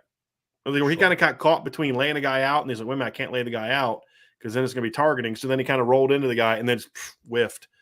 And the guy runs for like 40 yards. But other than that, he was a pretty good tackler, right? Especially against screens. He was really good against screens. Really aggressive coming up and physical. So, It's like sometimes you're remembered by the one bad play. Like Mike McGlinchey, there's still Notre Dame fans that don't think he was that good in 2017 because he had that one bad sack against Georgia. Mike McGlinchey was excellent in 2017. He had one bad play, came in a big moment, and that's kind of for Cam. It was like a night game, on primetime TV, and he had that bad tackle. But if you go look at Cam throughout the whole season, he was a pretty darn good tackler, and that was his first year. Yep. So, yes, you are correct. If I'll say this, if Morrison or Barnes win, or Chance Tucker win the starting job opposite Cam Hart, I'd be all for going right, left. Because I think Chance is another guy that can play both. He can play if Chance he's got some length. He's because he's not as long as the other guys, but he's got really long arms. He's smooth. He's very instinctive. I think he's a guy that could fit that boundary position really well, especially if he's as fast as the Notre Dame people tell me he is. Because that's one thing I was told is he's faster than they thought he was going to be.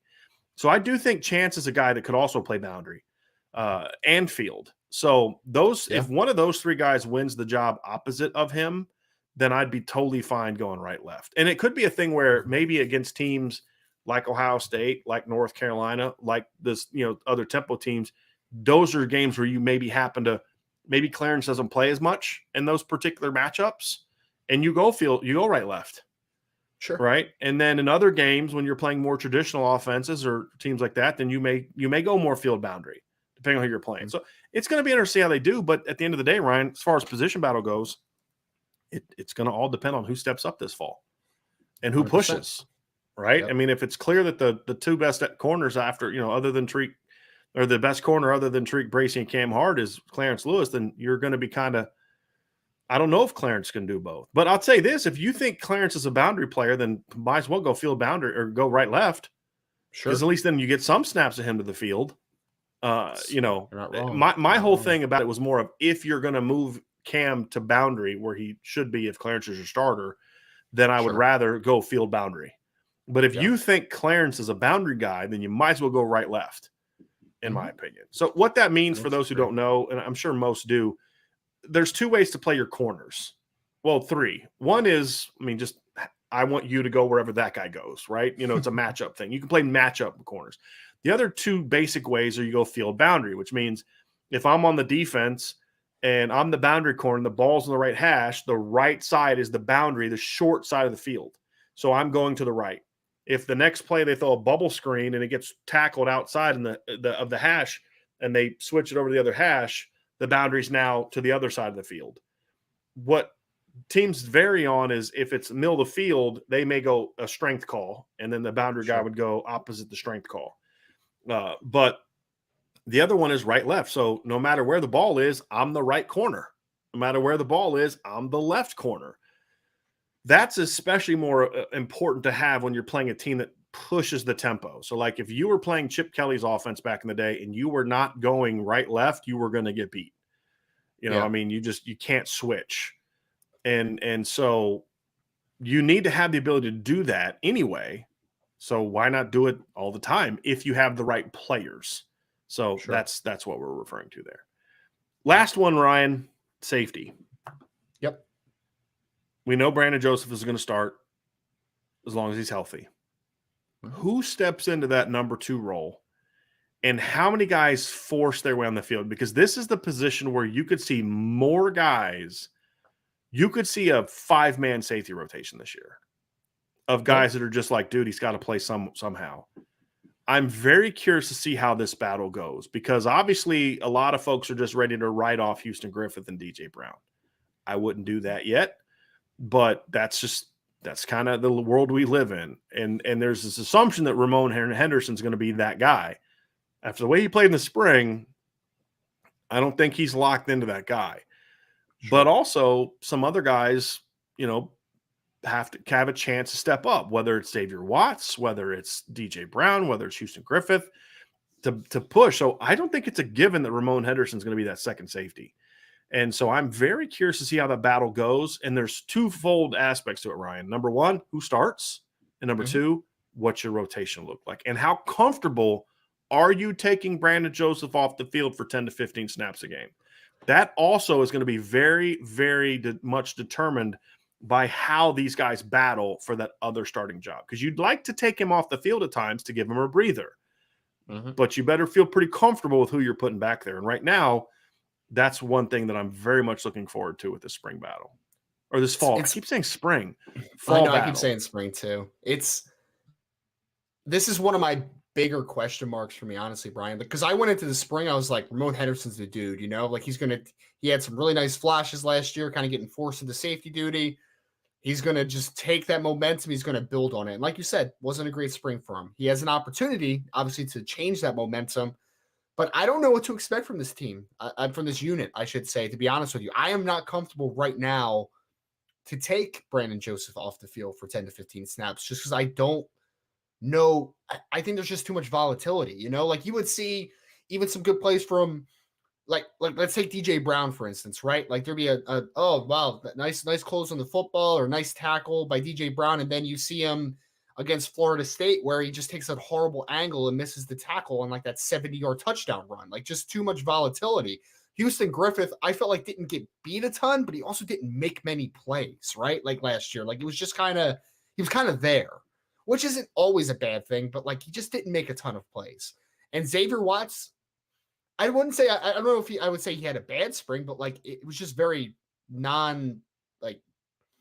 like you just didn't really notice him a ton, right? So I'm just moving in, and he wasn't getting beat. He just wasn't in the practices we saw. And this is the danger of reporting on, not the danger, but we've got, you all have to understand when we say things like it's what we saw. We saw what, 5 practices? For the other 10, he may have been balling out and picking off 3 passes a day. But I didn't hear that intel either. I didn't hear about him doing a whole lot. I never heard about him struggling. Just didn't hear about him doing a whole lot. Yeah. He can't afford to have that happen in the fall, Ryan, if he's going to force his way onto the field.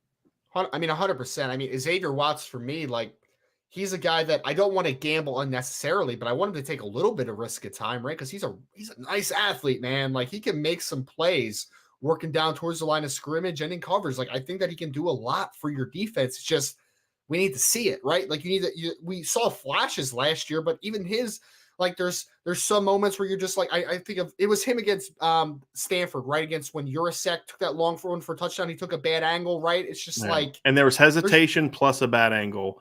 That's when you saw that's a kid who was playing wide receiver in September. 100%. And you should expect those moments. Obviously, it was his first year playing safety at Notre Dame. So like, cool. I get it.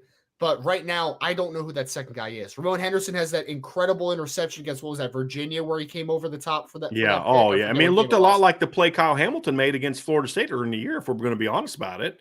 And he also had a great run stunt where he blew up the running back or quarterback.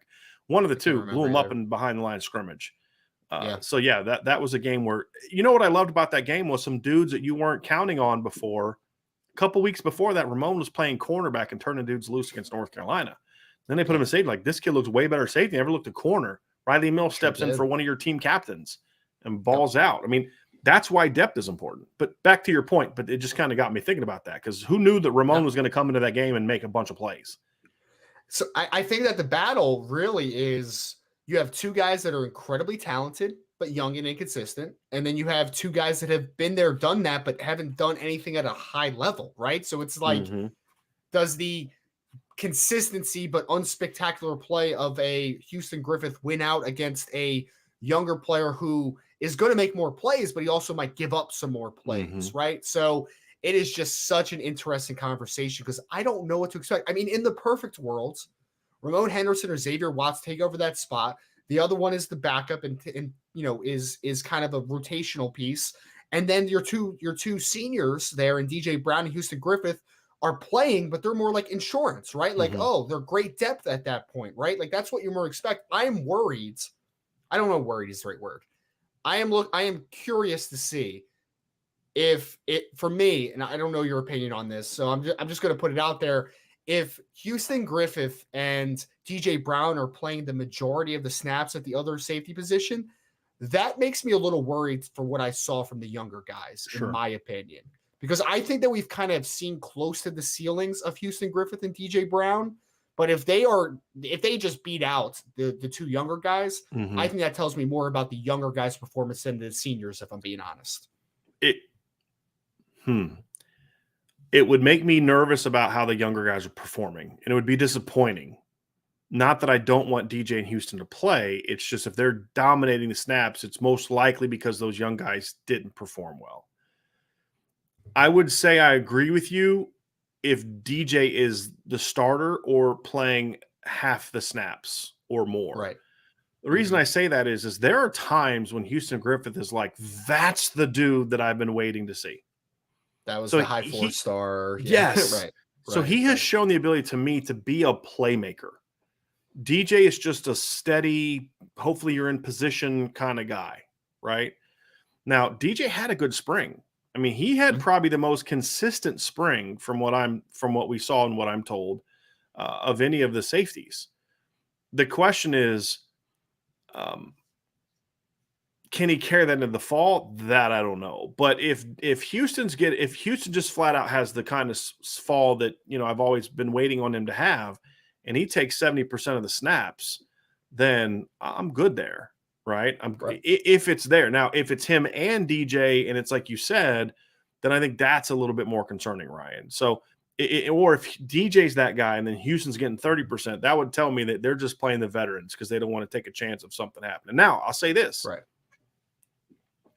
That could be a problem, but that would only happen, in my opinion, if the front seven is just that good that they can't afford to say, look, we know that these guys aren't playmakers, but they don't make mistakes. Sure. And with how good our front seven is, we just have to avoid mistakes.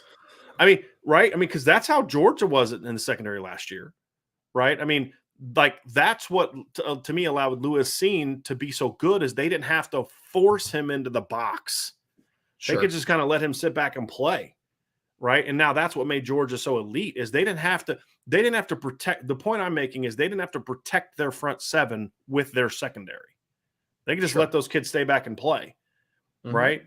And so to me, because I didn't think Georgia had a great secondary. I thought their secondary was a little overrated last year. They had a couple really good players, but I thought it was a little overrated. You could beat them in the pass game. And I talked about that during the season. You saw Tennessee do it until the injuries happened. You saw Bama do it in the SEC title game. And you saw Bama do it in the first half until Jamison Williams got hurt too. But the point is, in most games, their front seven was so dominant, they didn't have to protect it. They could just let the others. So I could see that, but that would be unlikely. Sure. I'm just thinking of scenarios where I might not be as concerned about it, but honestly, I've got to talk myself into not being concerned about it, to be honest with you, right? I just think it would be caveats. Right. I just think there's so much of a higher upside if Ramon Henderson and Xavier Watts take a step, right? Because they're just a little different of athletes, in my opinion. I think Houston is a talented kid, but he just hasn't put it together. So I guess my worry is more that I think that they might give you more of the floor comparison, right? If we're talking about DJ and Houston, but do you really want to settle for the floor if you're trying to win for a championship? Right. Like I want to shoot for the ceiling, but also there's going to be volatility. And I'm just curious to see if the younger players can show you some of that ceiling without being as volatile. Like that's where I'm a little concerned. Right. So that's going to do it for our position breakdown. We do have a mailbag coming up, but and we have already have at least 16 questions starred, and I'm not caught up to the present moment yet. So keep firing away with your questions. But before we head to the mailbag, I do want you all to do us a favor. Hit that like button, hit the subscribe button, hit the notification bell, share this podcast. If you've not signed up for it yet, sign up for our CFB Nation new channel. I have one person that's getting ready to sign a contract with us to be a host for a show. I have had another really great talk with somebody yesterday that's more of a national college football news kind of guy. So hopefully we can work a deal out with them. So we're definitely rocking and rolling, hoping to have at least a couple shows up this season. And then there's some other fun stuff that Vince and I are thinking about doing for that channel as well during the fall. So we'll see how that goes. So do that for us. We would really appreciate it. Ryan, let's go mailbag time, man. We got some really good questions here today, and we're going to get to those here now. And first of all, Randy Hernandez with a super chat. Randy, thank you very much, my man. He says, can we expect an extra show to be August 4th? August 4th, yeah. When Jay Nalsbury makes his announcement. I would anticipate us doing a second show that day, yeah. Yes. Yeah, I would imagine so. I'll be available just in case we have a second show. Yes, yes. So we'll probably be around 7:30 doing a show. His commitment 7:30 Eastern is still the time for that. So that's 7 days from now, right? It's a week from now. It'll be next Thursday. Yep. So yes, I would anticipate us having 2 shows that day.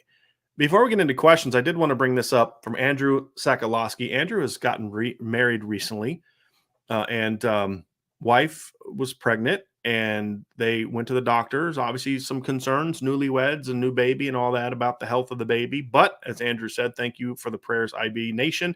Andrew put a prayer request up on our message board the other day. It's another great part about being a part of our community. And you can do that here too. You don't have to be a premium member to ask for prayers, right? But that's just kind of one of the things that we do. He said, heartbeat detected today. 7 months until baby Sakalowski arrives. Hopefully a future linebacker just like his dad, but blessed regardless. Hey, man, we're happy for you. Really glad that you guys got good news. Happy for you and your wife. And I know this guy over here can relate to those early concerns when you're first learn that your wife's pregnant and you get those first couple checkups like, how was everything? So I know at least one guy in this channel that can absolutely sympathize with you. Andrew, make sure to post some pictures when the baby's born, my man. That's right. Absolutely. Tim Hatch asked a very good question. This will be for you, Ryan. On Jarrett Patterson, is it more financially beneficial for him to go to the NFL draft as the number 1 center or one of several really good, excellent guards? I'm going to ask this question a little bit differently, Tim, if you don't mind, because I think this will give us a better caveat. Would it be better for him financially to go into the draft as the number 1 center or the number 1 guard? Yeah. And then I'm going to follow up with a little bit more of his because I think there's more to that I would follow. But that's the first part of the question for the draft I would like to ask you. So tough. I think that in Jared's situation where he's had 3 years of film at center, I think it's more beneficial financially for him to play a year at guard and to show that he can play well. If he can, then you could potentially have 2 different paycheck options, right, at the next level, because you have the opportunity to potentially play center or guard. So I think the more you do, the more valuable you make yourself at the next level. And I think that I haven't looked up on the cap recently as far as like what the center and guard distinguishes are, but I'm pretty sure it's not as I'm pretty sure it's kind of evened out a little bit. It's more guys are kind of graded more as interior offensive linemen now than anything. So I would say, I think for his certain situation, I want him to be able to play guard this year and to show that ability to play it, because then he has options. I'm trying to give Jared options because I think that's much more athletically opportunistic, but also academically, financially. Right. I don't know why that word escaped my mind, but financially opportunistic as well. I think my deteriorating mind is blending onto you today. Now I want to have the question be asked how Tim asked it. As far as being the number 1 center or one of several good, excellent guards, because I think that answer is kind of clear, right? I mean, so if you're the number 1 center comparative to a group of guards, usually I would say that the center would go before the guards in most cases. Like, you're typically only going to get maybe 2-ish centers that are go in the first round on a given year. So I would take, in that vacuum, Tim, I would take the number 1 center. But I'll say this, I do think that that's very dependent on what draft you're talking about, because this year specifically, center is a loaded position. So I think that there might be more upside to be the clear cuts. Well, I mean, in this situation, not even the clear cut guard, but this guard class is not good in 2023. So there might be a little more upside to being a guard in this year's class comparative to a center, because there's going to be guys that you're going to be competing with. And I don't think there's huge separations, but typically in a vacuum, I would say number 1 center over one of the many guards. Sean Green says, I know this isn't a mailbag episode. It always is a mailbag episode. We always do mailbags at the end of the show, Sean. So we'll get this to you today. We'll get this from you today. But won't be able to catch a live show tomorrow. Wanted to ask, where in the stadium do you prefer watching a game? Higher up or closer to the field? I'm curious your response to this, Ryan. For me, as a coach, I always liked being up in the booth. That's still the view that I like. The press box even gives an even higher view of the field, which I know some people that I know that cover the team hate.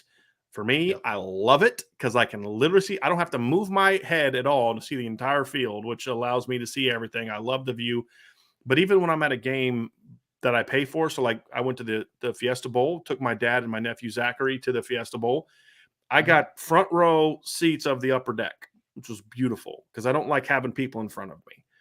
Sure. But that was, I mean, if I could go upper, like in a stadium, right, I would always go upper deck, front row, in between the 35s. Right, midfield's always the best, but anywhere in between the 35s, you're gonna have a great view for me. Sure. If I'm in a stadium like a bowl, like Notre Dame Stadium, just the higher up I can get, honestly. And you know what's funny, Ryan? There's been times where I'll be at like a spring game or something, and with my dad, and we'll literally go up to the very top of the 50-yard line, and just like because we might used to, like when I was at BGI, for example, you know, I'd go down and hang out with my dad for a little bit at the spring game when he came a couple times, and you know, and just kind of work from there, or just kind of hang out, or go back and work later. But we would just go to the top. I love the higher views. I really do. I mean, so I'm similar from a coaching perspective. I was actually only ever in the box for one season. So the other 6 or 7 years, however long I coached, I was on the field. And man, as a defensive guy, I loved being able to just see the field from that perspective, right? So a coaching perspective, 100% agree. I'd rather be in the booth than on the field. As long as I'm in the middle of the field, as far as like as a spectator, I'm fine. I don't really care whether I'm closer or I'm up top. If I'm being honest, like higher up into the seats, as long as I have that midfield, it's nothing worse than like just getting like the end zone seats where you just can't see most of the action that's happening, you know, unless it's coming towards you. So I would say just middle of the field as a regular spectator, but I definitely want to be higher. I would rather be in the box as a coach. There's no doubt about that. All right, D Troll Hunter. All right, my question for this topic is: what would be a position battle you would be surprised about if it happened in fall camp, but is also realistic that it could come into play? That's an interesting question. What makes this even harder, Ryan, is like what we talked about before. Is there's just so many positions where my first reaction was nose guard, because the assumption is that it's going to be Howard Cross, but like, what if Jacob Lacey? But it's kind of like, but it won't matter because they're both going to play anyway, you know? Sure. So it really doesn't matter. And we made the case yesterday, even if Howard Cross is your best guy, it still may be smart not to start him because you start his clock later as far as snaps. Sure. What would be the position that would be the most surprising but realistic? I'll say this. I'll go out. Avery Davis not starting in the slot. I think that would be one. Where because so you think if a W steps up and then Lorenzo moves into the slot more, okay, and Avery's coming off the bench, I think that could come into play, and it's only because of the injuries. Like, because it's the unknown of Avery being healthy or not. I think that's a legitimate thing. If I knew Avery was 100%, Avery's going to start in the slot, and you know you'll play other people there at times, but Avery would be my starting slot. That would be the only one, because you know tackles, I don't see it. You know what? Guard. Like, right. I was gonna say if Kristofic beats somebody out. Yeah. And we're not talking about the Correll discussion earlier. Let's say, you know, Josh Lugg's not 100% and somebody battles him at guard. I just feel like if Josh Lugg's healthy, I just feel like he's going to be a pretty good player this year. I really do. So it'd be more about the injury aspect of it. Right. Man. But other than that, man, it's kind of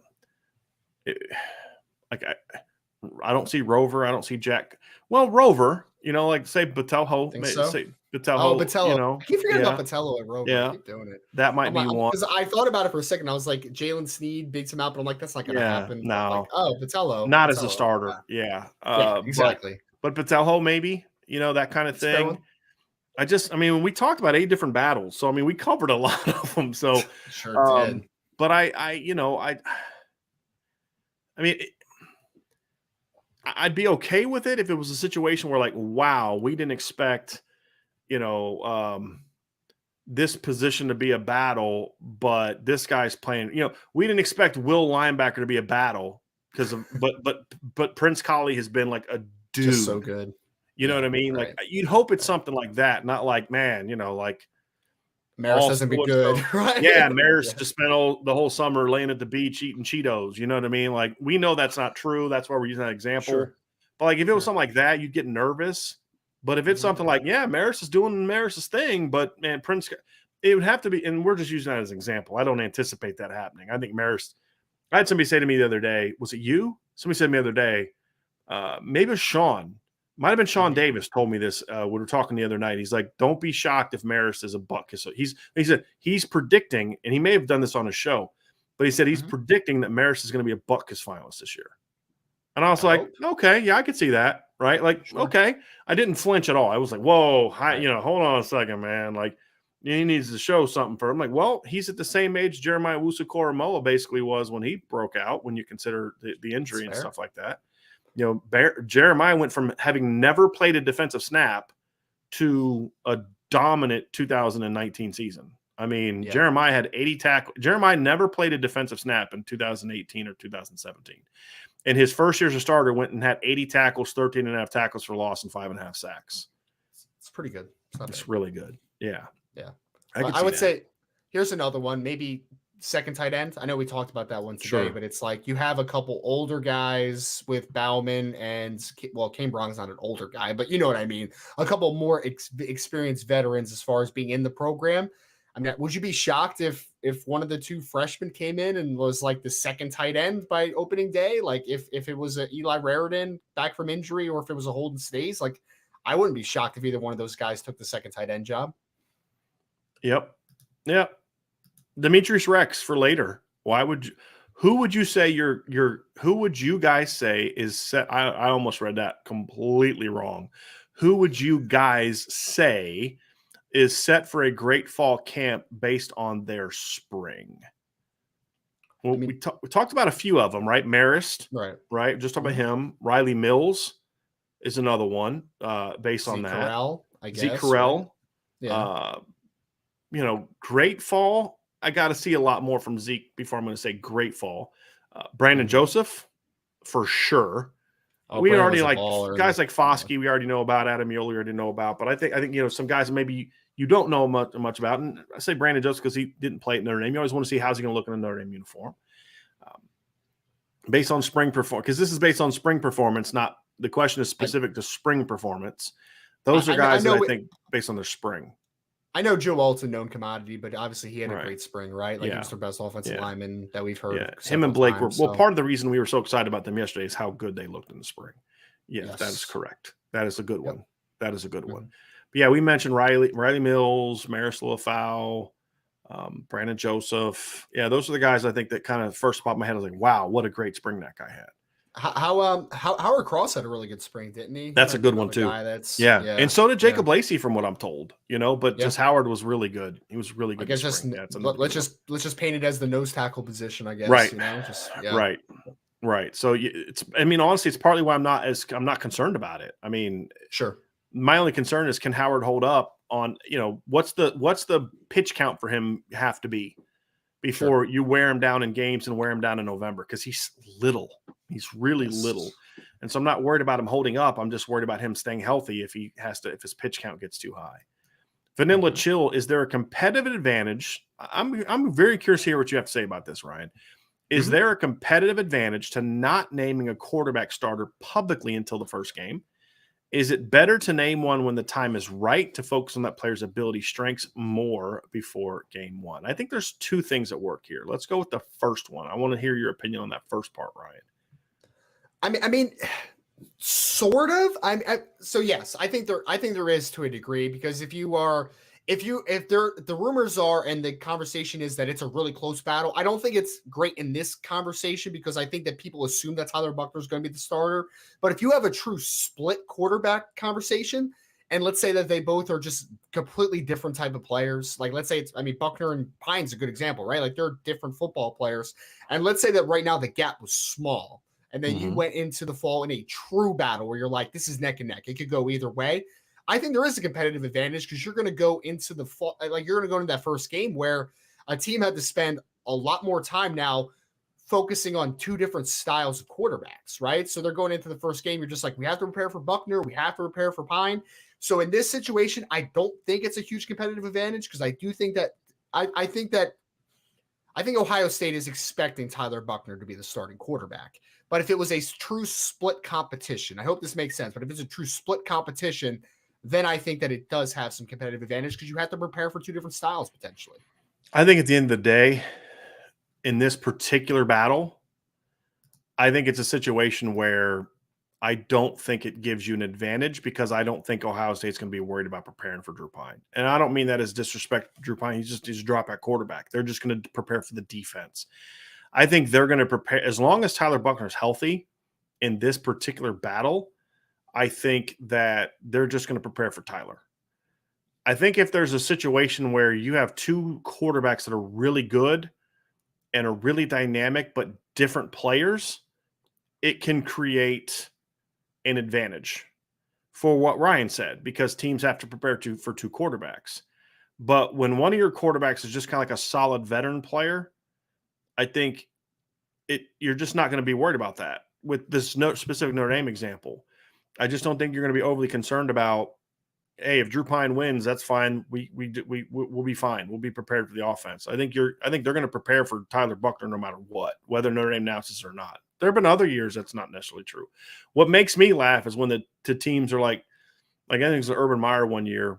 Was it the Joe Burrow, Dwayne Haskins battle, or there was another one where he's like, well, we're not going to announce till game day. And I'm like, dude, that's more in your head. Like your offense isn't going to look any different with those two quarterbacks, right? Like it's not like preparing for, a guy that's Brandon Wimbush and then Joe Burrow or Dwayne Haskins. Like that would be a different animal because it's two complete or Ohio State example, Braxton Miller and Joe Burrow. It's two different types of quarterbacks. You remember when Texas A&M had the battle between Kyle Allen and Kyler Murray? I was like, that is very different type of quarterbacks. But you know what every team was going to do? They were going to prepare for Kyler Murray because Kyle Allen's just a drop back quarterback. You know what I mean? So I'm trying to remember who it was for Ohio State. I don't know if it was JT Barrett. I don't remember. There was a time where it was 2019. No, it wasn't. It was 2019, wasn't it? No, because Dwayne Haskins was the quarterback in 2018, right? Yes. It was the 2019 battle between. That's when Burrow transferred to LSU. Yeah. No, what was his first year? 2018. Wasn't 2019 because Justin Fields was at Ohio State in 2019. I can't remember what year. Huh? It was 2018. It was 2018 because Dwayne won the starting job. But he won in the spring, though. But that was in the spring. Is that in the spring? I think it was in the spring. You might be right. So, but yeah, it was just so lame. It was just like, dude, it's like Archer said it was JT Barrett and Cardell. But it's just like, no one's preparing for that. No. They're basically the same quarterback. Your offense is going to be exactly the same no matter which one of those guys is there. Mm-hmm. And it's like when Steve Spurrier would just rotate the same quarterback in and out. It's like they're the same dude. Like, what are you doing? But yeah, I don't think it. I think sometimes can mess with you. The second part of the question is just because you don't name the starter publicly doesn't mean your team doesn't know. Sure. It doesn't mean you're practicing. Like, I think what the first part of your question gets to, Vanilla Chill, is more of a gamesmanship. You know who your starter is going to be, but you're not going to name it. If you're genuinely not sure who your starting quarterback is going to be until the time your game starts, there's a competitive advantage, and it's to the other team, in my opinion, because that means whoever your starter is has been splitting reps equally with somebody else all of fall camp, and I don't think that's the best way to prepare your quarterback for success, in my opinion. So if you know who your quarterback is and you're just not going to tell anyone about it, then that's fine. But your team's going to know. And I do think it's important for your team to know. I think the team has to know who your starter is at least 2 weeks out from your opener, at least. I'd prefer a little bit longer, but my thing is, like, I'm not waiting until if a starter hasn't emerged going into game week 9 times out of 10, that's a problem. It could just be that you got two studs. Right. But it's usually not the case. It's usually because, boy, nobody's really seized hold of this thing. And that's a concern. You want at least 2 weeks, in my opinion, to really split the reps up where you can, and you start really building your offense around that quarterback. I prefer at least 2 weeks, if not more, is how I look at it. That's fair. Good question. Kyle Wade said, is there anyone you've watched film on? This is a recruiting question for you, Ryan. Is there anyone that you've watched film on who currently doesn't have an offer, that you hope gets one from Notre Dame this summer or during the season? And he doesn't specify, so let's say it could be 23 or 24 players. It's a good question. I mean, 23, I don't think so. We're in kind of the dog days of the 2023 class, right? Where we only have a few spots left when you're Notre Dame, right? So 2024 is an interesting one. I mean, I think I'm just interested to see how the offensive line board just expands in general, right? Like I don't early on, it doesn't look like it's a great class. Obviously, that can change in a heartbeat because they're just coming off of their sophomore year, but there isn't anybody that I would say is in particular a guy that like I'm honing in on, but I am interested to see Kyle, because right now you have Gerby Lambert, you have Kyle Altuner, you have Peter Jones, and you have Josiah Thompson. That's your 4 guys that have been offered on the offensive line for 2024. I am interested to see who Coach Heastand kind of zeroes in on as that expansion. So not overly like as guys that firmly I've seen, but I just am curious to see what the board looks like in that department. There's been some 23 receivers that I would have liked to have seen Notre Dame go after. Yeah. And I'd have to go back and look at my notes again. And I was trying to pull it up actually to see if I could find some guys, but I remember there was some guys I was like, well, yeah, I really like this kid. I wish Notre Dame would go after this guy, but one of them was for a while was Braylon James. Like they had offered him, but he wasn't really recruiting him. And obviously when the new staff took over, that was a bit of a different story, but I'd have to go back over my notes and look and say, hey, who was that kid? Cause there was a couple receivers I remember saying like, I really like this kid. I would have offered this kid. But I guess if maybe I'd drop we did a quarterback special after, when we kind of heard that it was like also Novosad and Kenny Minchie were kind of guys to watch out for. But Ricky Collins is a guy again that I talked about at that point that I would have, I would have. That's a good one. I would at least made a phone call about, like for sure. Well, I would have offered him earlier too. Early in the process, I would have offered him. I wanted him to get offered early in the process. And then maybe if he got offered, maybe it would have been a little easier to recruit him now.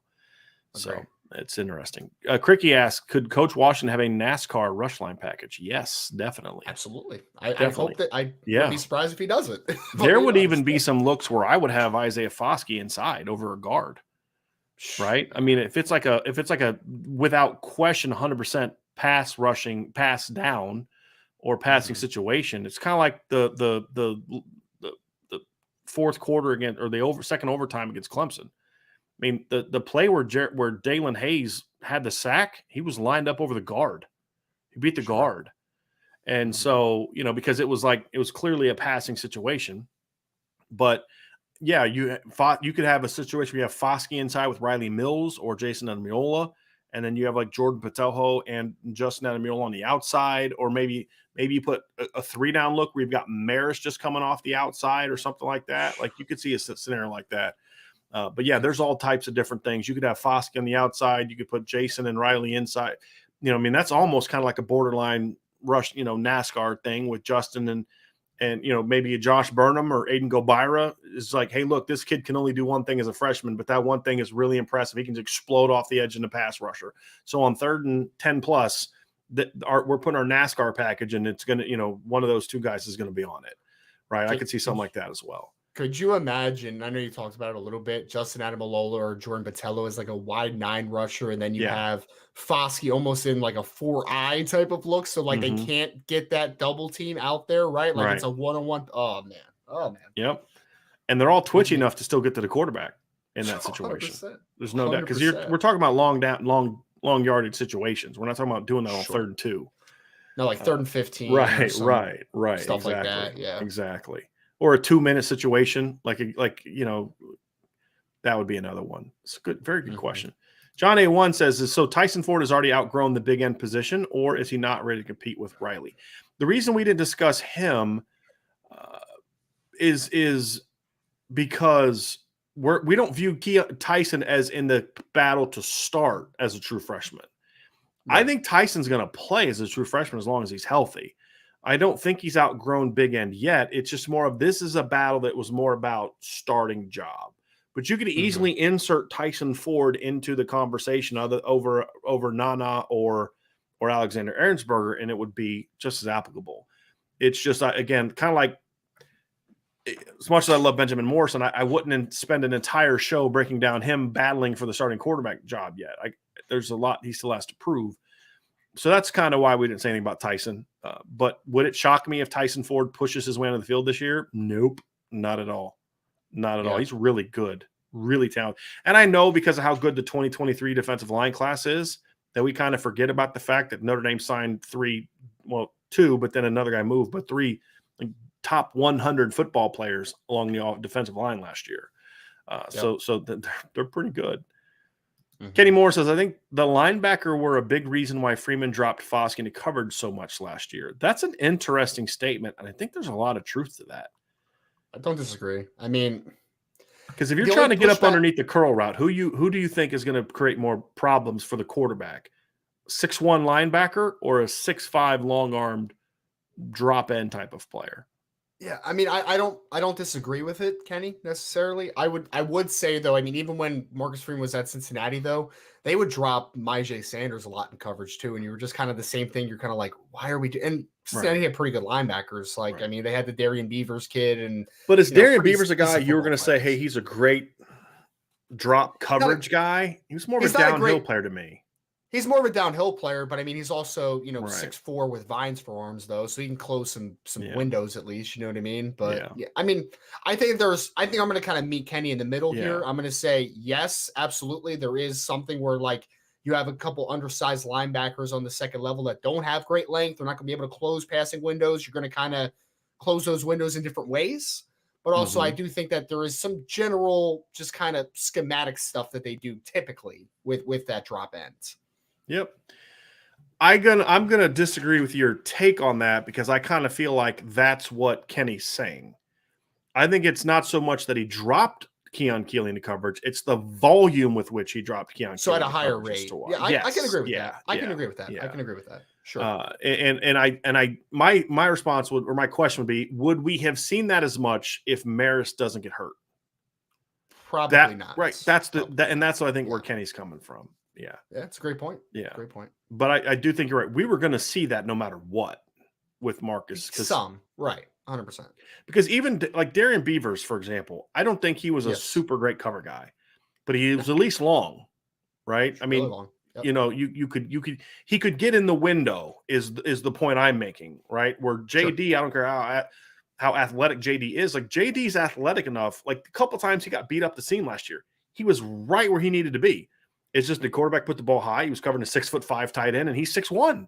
I mean, it's just with 30.5-inch arms. Right. Yeah, exactly. Yeah. And so that's kind of, where Darian Beaver's going to be if he's in position a little bit more. I mean, he's 6'2.5", got longer arms. He's almost 6'4", man. He's a long guy. There you go. So he just, that's where I say, like, he's almost, I mean, he's not that much smaller than Isaiah Foskey.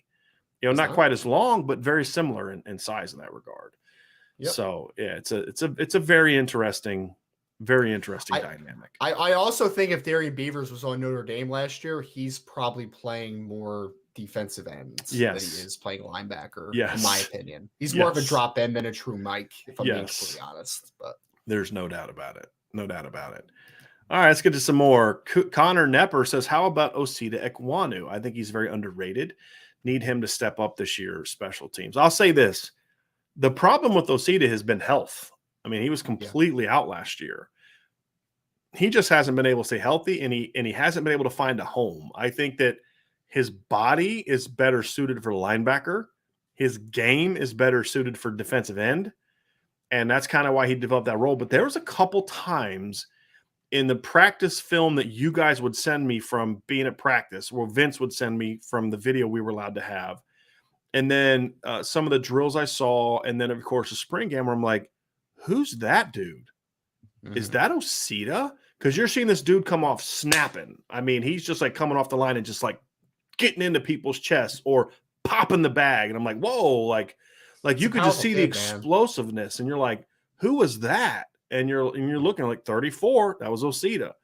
The problem is he's 6'1", 235 pounds, right? So, and I just haven't seen him in a long time in a game situation. So it's hard for me to project anything from him, Connor. But I'll tell you this. there are some things he showed us in the spring where you're like, okay, he's healthy and he's got some punch. So Sure I does. wouldn't be shocked if, and you remember that NASCAR package we were just talking about? If he's able to be comfortable playing edge, he's got the kind of twitchiness that Ryan, that you could say in a third down and long package, you're like, he could be that wide boundary rusher that you're talking about. You know, we're like, you were kind of more referring to like Patelho as a field kind of rusher, right? And then Isaiah Swaski inside.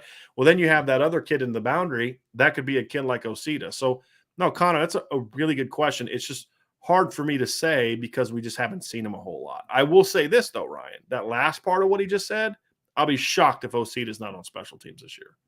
I know. I mean, he's an explosive kid. He's a hammer. So, yeah I would be shocked too. Because he can run. Yep. Here's the question from John A1. What's Bauer's ceiling if he does gain discipline and feel for the game? Is he then hands down better than J.D. Bertrand? What say you, Ryan Roberts? I mean, if he has really good discipline and feel for the game, yes. I mean, yes, I would say he's better than JD if that stuff happens. Obviously, John, like getting feel for the game to that degree in a short amount of time, like that doesn't typically happen. There's kind of like a natural feel to it, right? So in this situation, though, you're telling me I have Bo Bauer, who is a 6'3", 230 whatever pound linebacker who has all of a sudden kicked the mental side of the game in the butt, and he's able to play the game at a high discipline level. Then, I mean, yeah, that outweighs JD Bertrand, who's 6 foot and 7/8 or 6'1", 220 whatever pounds. Like, I mean, it's just he's a little bit of a better athlete, Bo Bauer, in my opinion. So if they're on equal planes from the mental capacity side of everything, I would say, yeah, Bo's got a decent amount more upside, in my opinion. Yeah, I don't know. I have to think about that one. I still don't know if he's hands down better than JD. That's my thing. Because the thing I think about JD is I do still think that lateral quickness is important for a linebacker, and that is still something I'm not certain Bo has in spades. That would be my only question on that. But yeah, it'd be a much different battle. It'd be a much more like competitive battle, and I wouldn't be assuming JD was going to win the job. Even if I fully disagreed with Ryan and I still thought JD had the better talent, I would say it's really close, right? I mean, even then it would be really close and be a much more intriguing battle. And then I think it'd be a situation where you'd kind of, you're kind of looking at it from the standpoint of maybe then it would be a little bit more of an equal situation, or certain games you're going to maybe play JD a little bit more because of coverage or whatever. And then maybe certain games you may play Bo more because they are so equal. One guy presents a better matchup one week. Like, for example, if Stanford was still Stanford in that scenario, Bo Bauer's my starting middle linebacker, right? That's fair.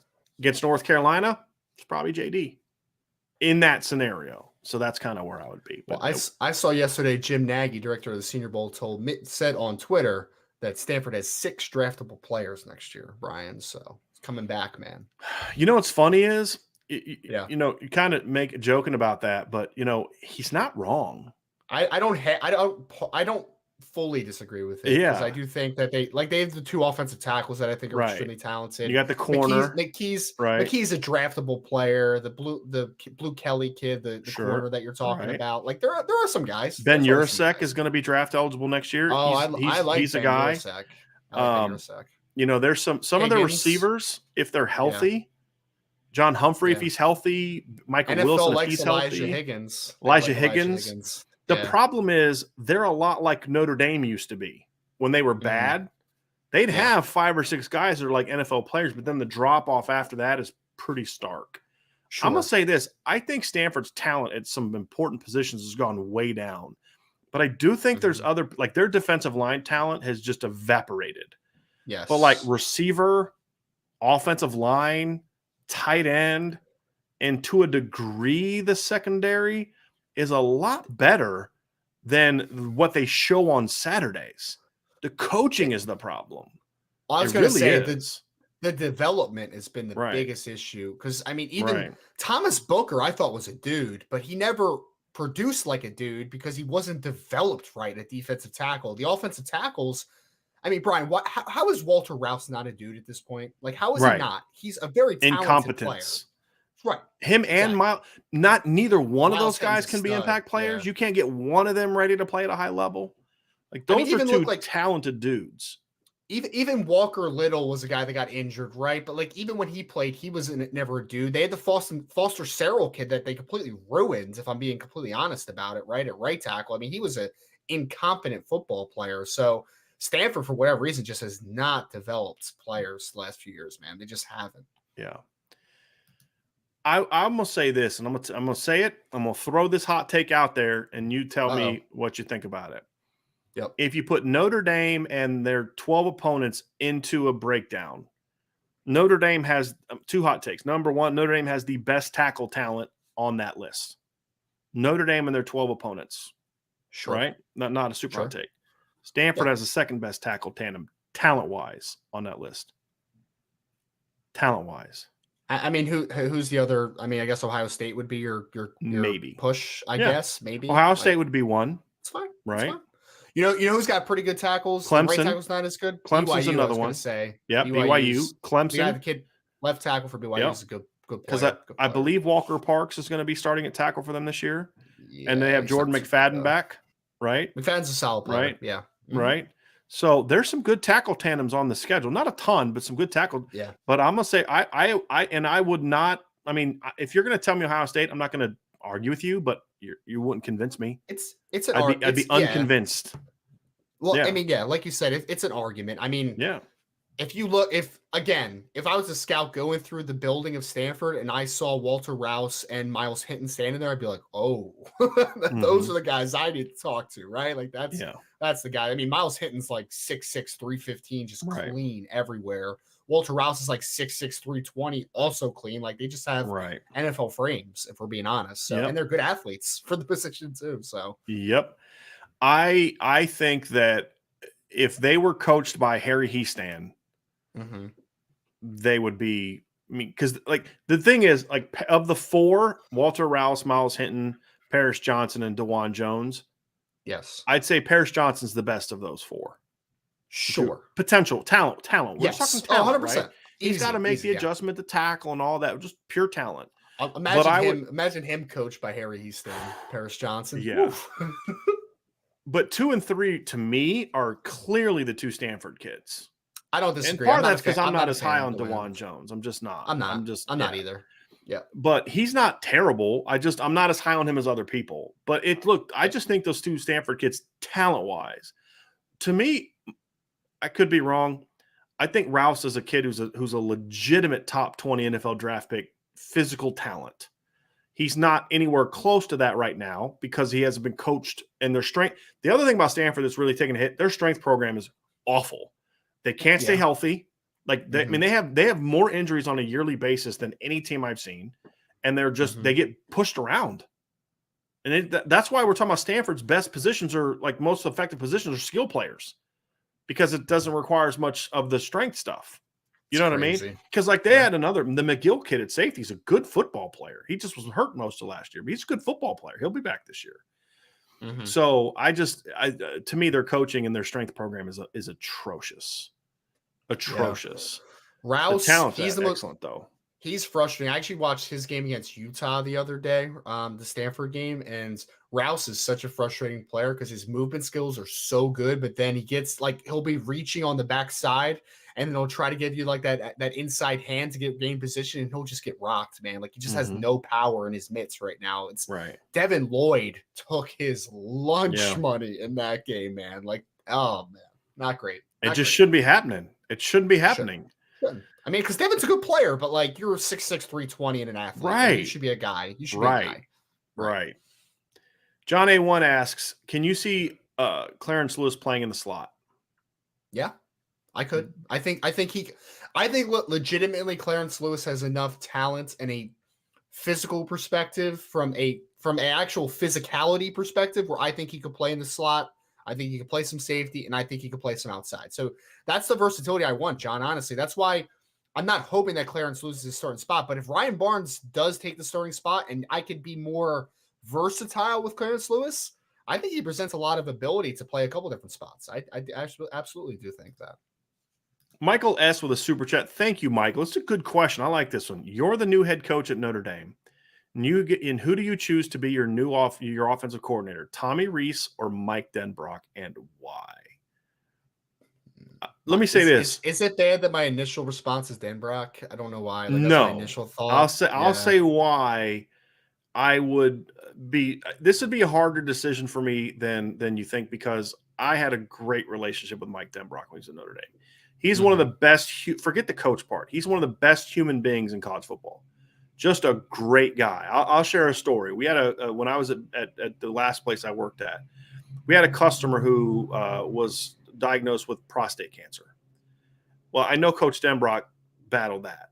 And so I reached out to him and was just kind of sharing with him. And he was like, give me the guy's name, give me his number. And he reached out to him like immediately and was like, hey man, encouraged him. And it was really just an awesome thing where you're like, he doesn't have to do that. But the reason I reached out to him is because I knew that's the kind of guy he was, right? Just one of the nicest guys, but also a dog on the recruiting trail. I mean, he would get after it. I got to share one of my favorite Mike Denbrock stories. I hope I can tell this now, but so this was with T. Shepard, and Coach Denbrock was going for an in-home visit with T. Shepard, and USC was there, and I believe Orgeron was one of the coaches. Lane Kiffin was the coach, and they were trying to flip T. Shepard, if you remember. And so T was doing an in-home visit with USC, but like they were out at like a restaurant doing a visit.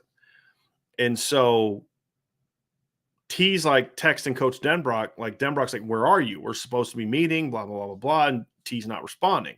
Well, they were kind of, I don't say holding him hostage, but like trying to purposely keep T there. So there's like 5 USC coaches there. And T's like, Coach, I'm at this restaurant. Like they, not that they won't let me leave. Like it makes it sound like he was being held hostage. He wasn't, but like they were purposely trying to screw Notre Dame over. So Denbrock finds out where it is.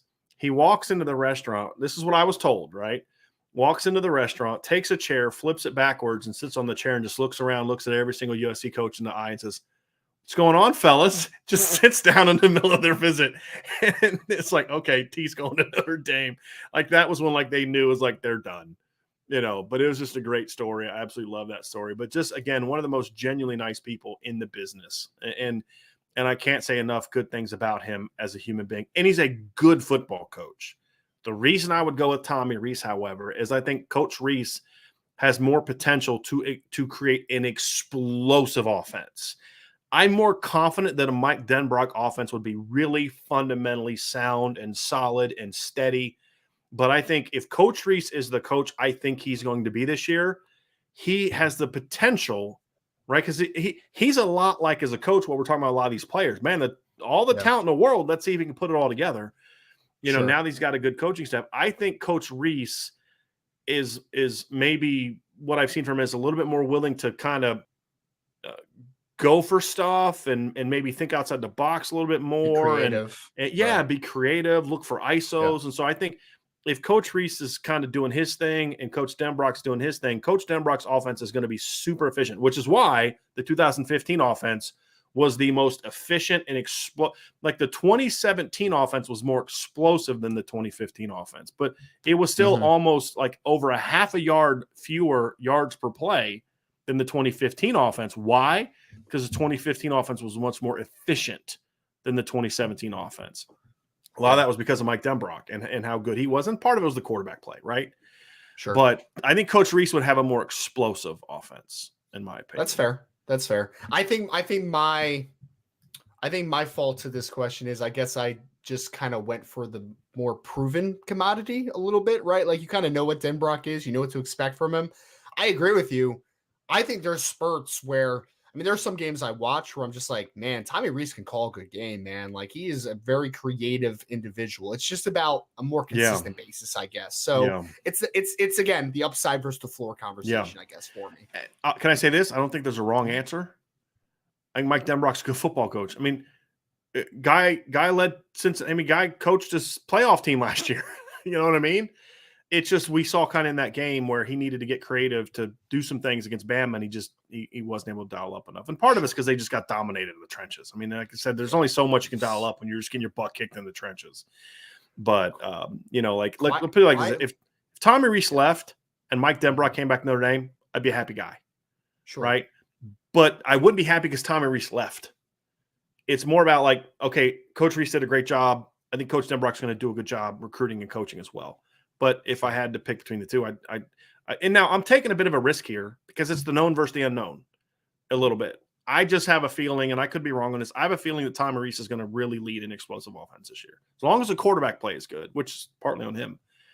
I think that's a big piece to this. But I'm just looking at this from an offensive coordinator because Mike Denbrock doesn't coach quarterbacks. He coaches tight ends and wide receivers. Sure. Right. I really liked a lot what Denbrock did at Cincinnati, especially last year, though, because his offensive line was bad, in my opinion. Yes. It was a bad offensive line. And I actually thought he was a little bit creative. Again, like against Ohio, against Alabama, you're just against Georgia, you're just kind of like, we just don't have anything here, right? Like we don't have dudes. Like they're outduting us at that point. So. Mm-hmm.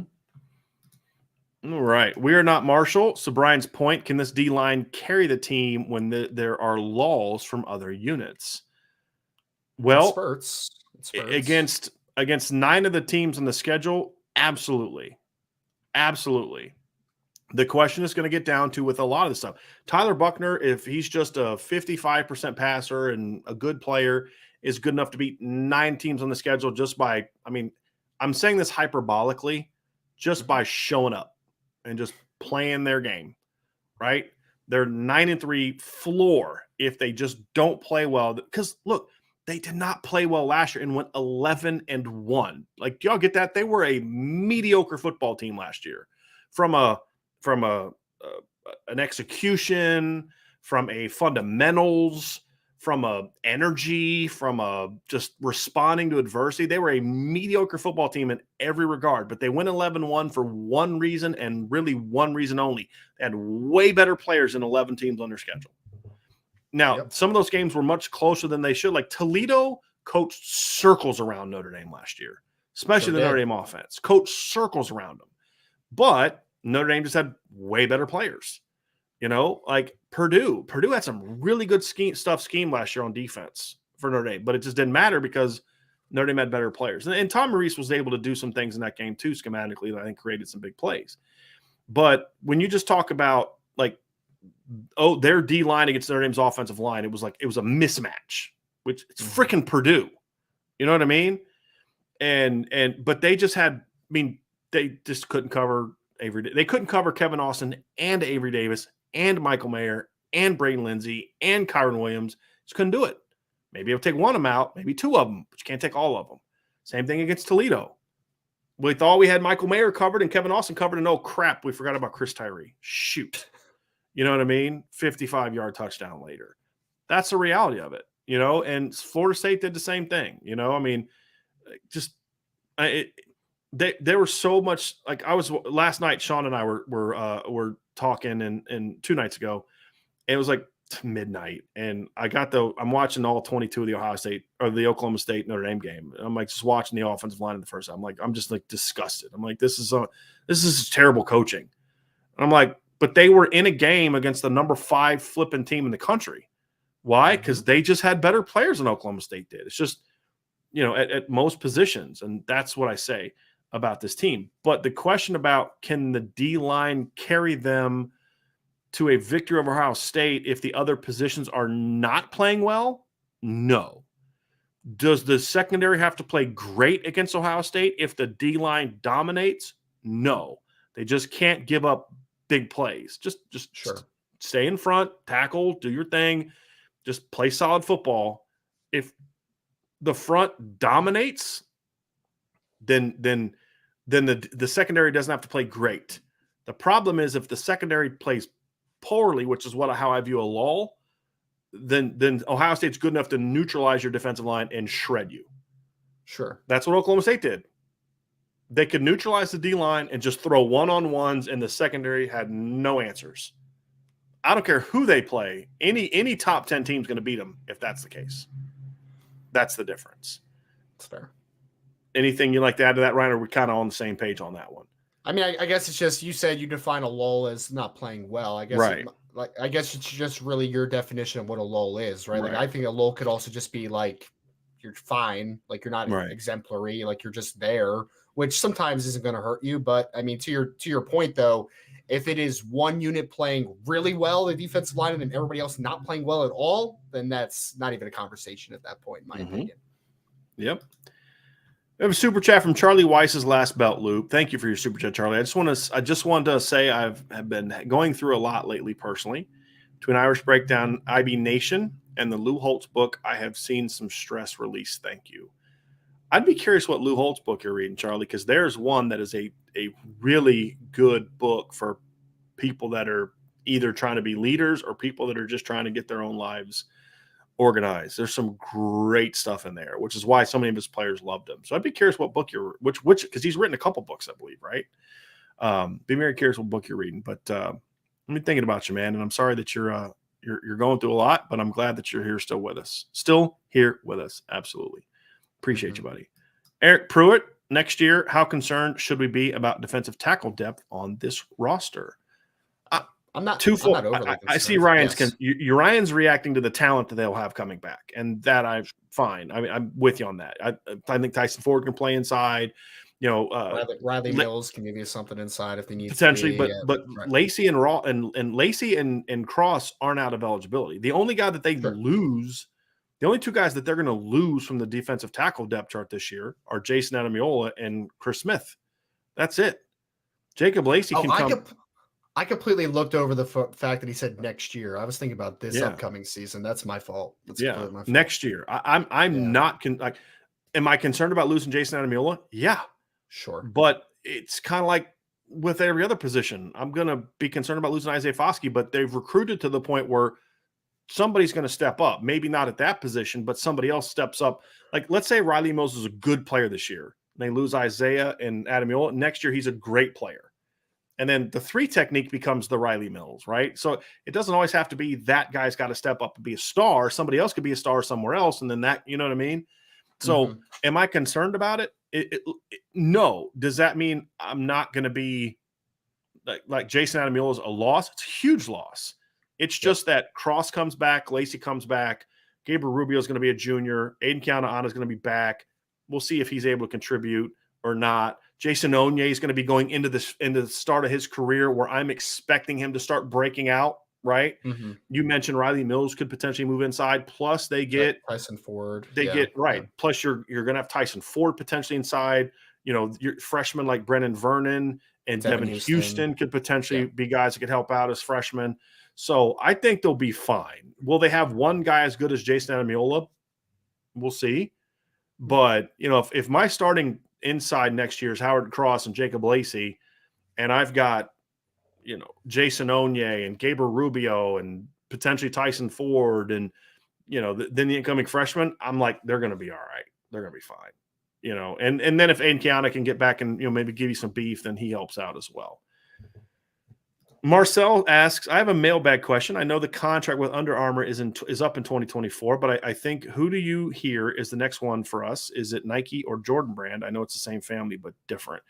Well, they're in it for sure, but I've also been told, I don't know how true this is, so I'm just repeating kind of some things that I've told kind of secondhand from sources, so just being honest about where it's coming from, that Adidas is also kind of still back into consideration.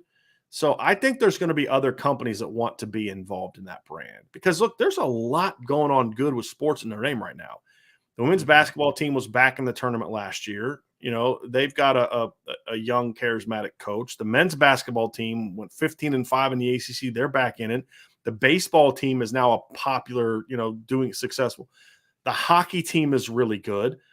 Like, yeah, they're on TV a lot for a lot of different things. I would like to partner with them. So I think, again, as long as Notre Dame sports and especially Notre Dame football can maintain that success, because remember, these deals aren't just for football. They're for the whole athletic department. But it's going to be a huge deal. So I think there's going to be several companies getting involved, which is good for Notre Dame because that means it drives up the price. 100%. And that's obviously a positive, very, very much a positive. Anthony Solomon says, if I told you Notre Dame wins the battle in the trenches on September 3rd, do you see them winning, or do you think there's still too many unaccounted for variables to be in the first part of my question? If Notre Dame wins on both sides of the trenches, I would say that Notre Dame has a very good chance. Are there still going to be some plays where Jackson Smith and Jigba beat you for a chunk play? Sure. Is Marvin Harrison Jr. probably going to make a play? A Mecca, Trayvon Henderson going to break off a run even if everything's perfect in the trenches? Sure. Those things are all possible. But I would say more often than not, if you win the battle up front on both sides of the ball, I'm going to give that team the advantage. So I do think that if Notre Dame asserts its dominance on both sides, I would give them a very good chance to win. I'd give them a chance, but I don't think it's a given that they're going to win. Sure. And the reason is I say it's comparable to the Clemson game in 2018. Now, Notre Dame did not dominate on both trenches in 2018, but they held their own early in the trenches. The offensive line held its own early in that game, and the defensive line dominated Clemson. They still gave up 30 points. Why? Because you can't sack the quarterback every single time he drops back to throw. Yep. And if your offense isn't stepping up and doing what they need to do, and the quarterback's not playing, like if they dominate the trenches, but Tyler Buckner throws 2 picks and one of the running backs fumbles or receiver fumbles, or they have dumb penalties in the secondary, like, you hit the quarterback in the face and he gets the ball off, but your stinking corner interferes and you move. There's so many of those variables. I'll say where I agree with Ryan is, am I a lot more confident that Notre Dame can win the game? Yeah, because that's the recipe to having a chance to win the game. They're not going to look. Here's the deal: they're not going to go get in a foot race against Ohio State and beat them. Right? They're not going to go, touchdown for touchdown, all those type of things, and they're just not going to win that battle. Not on the road at night in Columbus against that team. It will be a shootout, but they'll lose. Right? If they're going to win the game, it's because they physically beat Ohio State. On top of your quarterback makes the right decisions and you make some plays on the outside. You got to make some plays on the outside. And you go back to 1988. It's the recipe Notre Dame used in 1988. Did Notre Dame have enough athletes to make some plays on the perimeter? Yeah. Did they get into a boat race with Ohio State, with Miami? No. They physically beat Miami. First time Steve Walsh was sacked all year, those type of things. You have to have some of that stuff, right? You have to hit CJ Stroud. You have to force incompletions. You have to force stops because your pass rush got to him. But that stuff can easily be negated if your secondary doesn't play well. And that's what happened in those games is they were good enough on the perimeter to where they could hold their own. And then when they won in the trenches, there you go. That's kind of how it went. So Jason Rose asked the question, Ryan, as we get close to wrapping up here, if we aren't wrapped up. Hey, guys, do you guys want to see Notre Dame utilize the transfer portal more? I mean, we've talked a lot about this, right? There's just undergraduate transfers are just a very hard thing to happen at Notre Dame. I think that Jason, I do think that they will continue to use the portal to bring in players that make sense. I mean, we've seen Chris Smith this year and Blake Groupie, and what I liked, I think that moving forward, college football teams are going to have to utilize the transfer portal. Like with how it is now with the free transfer and all that good stuff, you're going to have to utilize it. I think Notre Dame has utilized it. It's just with everything undergrad right now, it's hard to take those impact undergraduate transfers. But I think that Notre Dame's always going to do their due diligence and they're always going to find the best fit if there is one that makes sense. So I don't think it's as easy as like, we need to be more active. At Notre Dame, you need it to be a fit that makes sense also. You can't just take anybody. We have one final question that we're going to get to here. And I agree. Look, the problem is, do I want to see him use it more? I'd like to see it, but I'm a big believer. I think at a place like Notre Dame, I want them to always build through the high school route and then use the transfer route the way you always have. I got to plug a hole here. Guys like Cody Riggs. Cody Riggs doesn't transfer to Notre Dame in 2014. They're in trouble, right? Because you weren't anticipating your best corner being suspended that year, right? Remember with Kavari Russell. We've seen Alohi Gilman, and that was a huge pickup when he transferred to Notre Dame. But he was a guy on that defense. They had one guy that was a transfer. I'm all for that. Jack Cohn last year, I was all for that. Caleb Evans, I would have loved it if Notre Dame would have landed Caleb Evans last year. Nick McLeod the year before. I'm a big believer in looking for transfers. I just want them to be I don't want it to get lazy to where you don't put the work in on the recruiting trail and you just go look for a bunch of transfers. Fill the voids when they're there because you missed in the recruiting trail, but more so, you had a guy leave early that you weren't anticipating.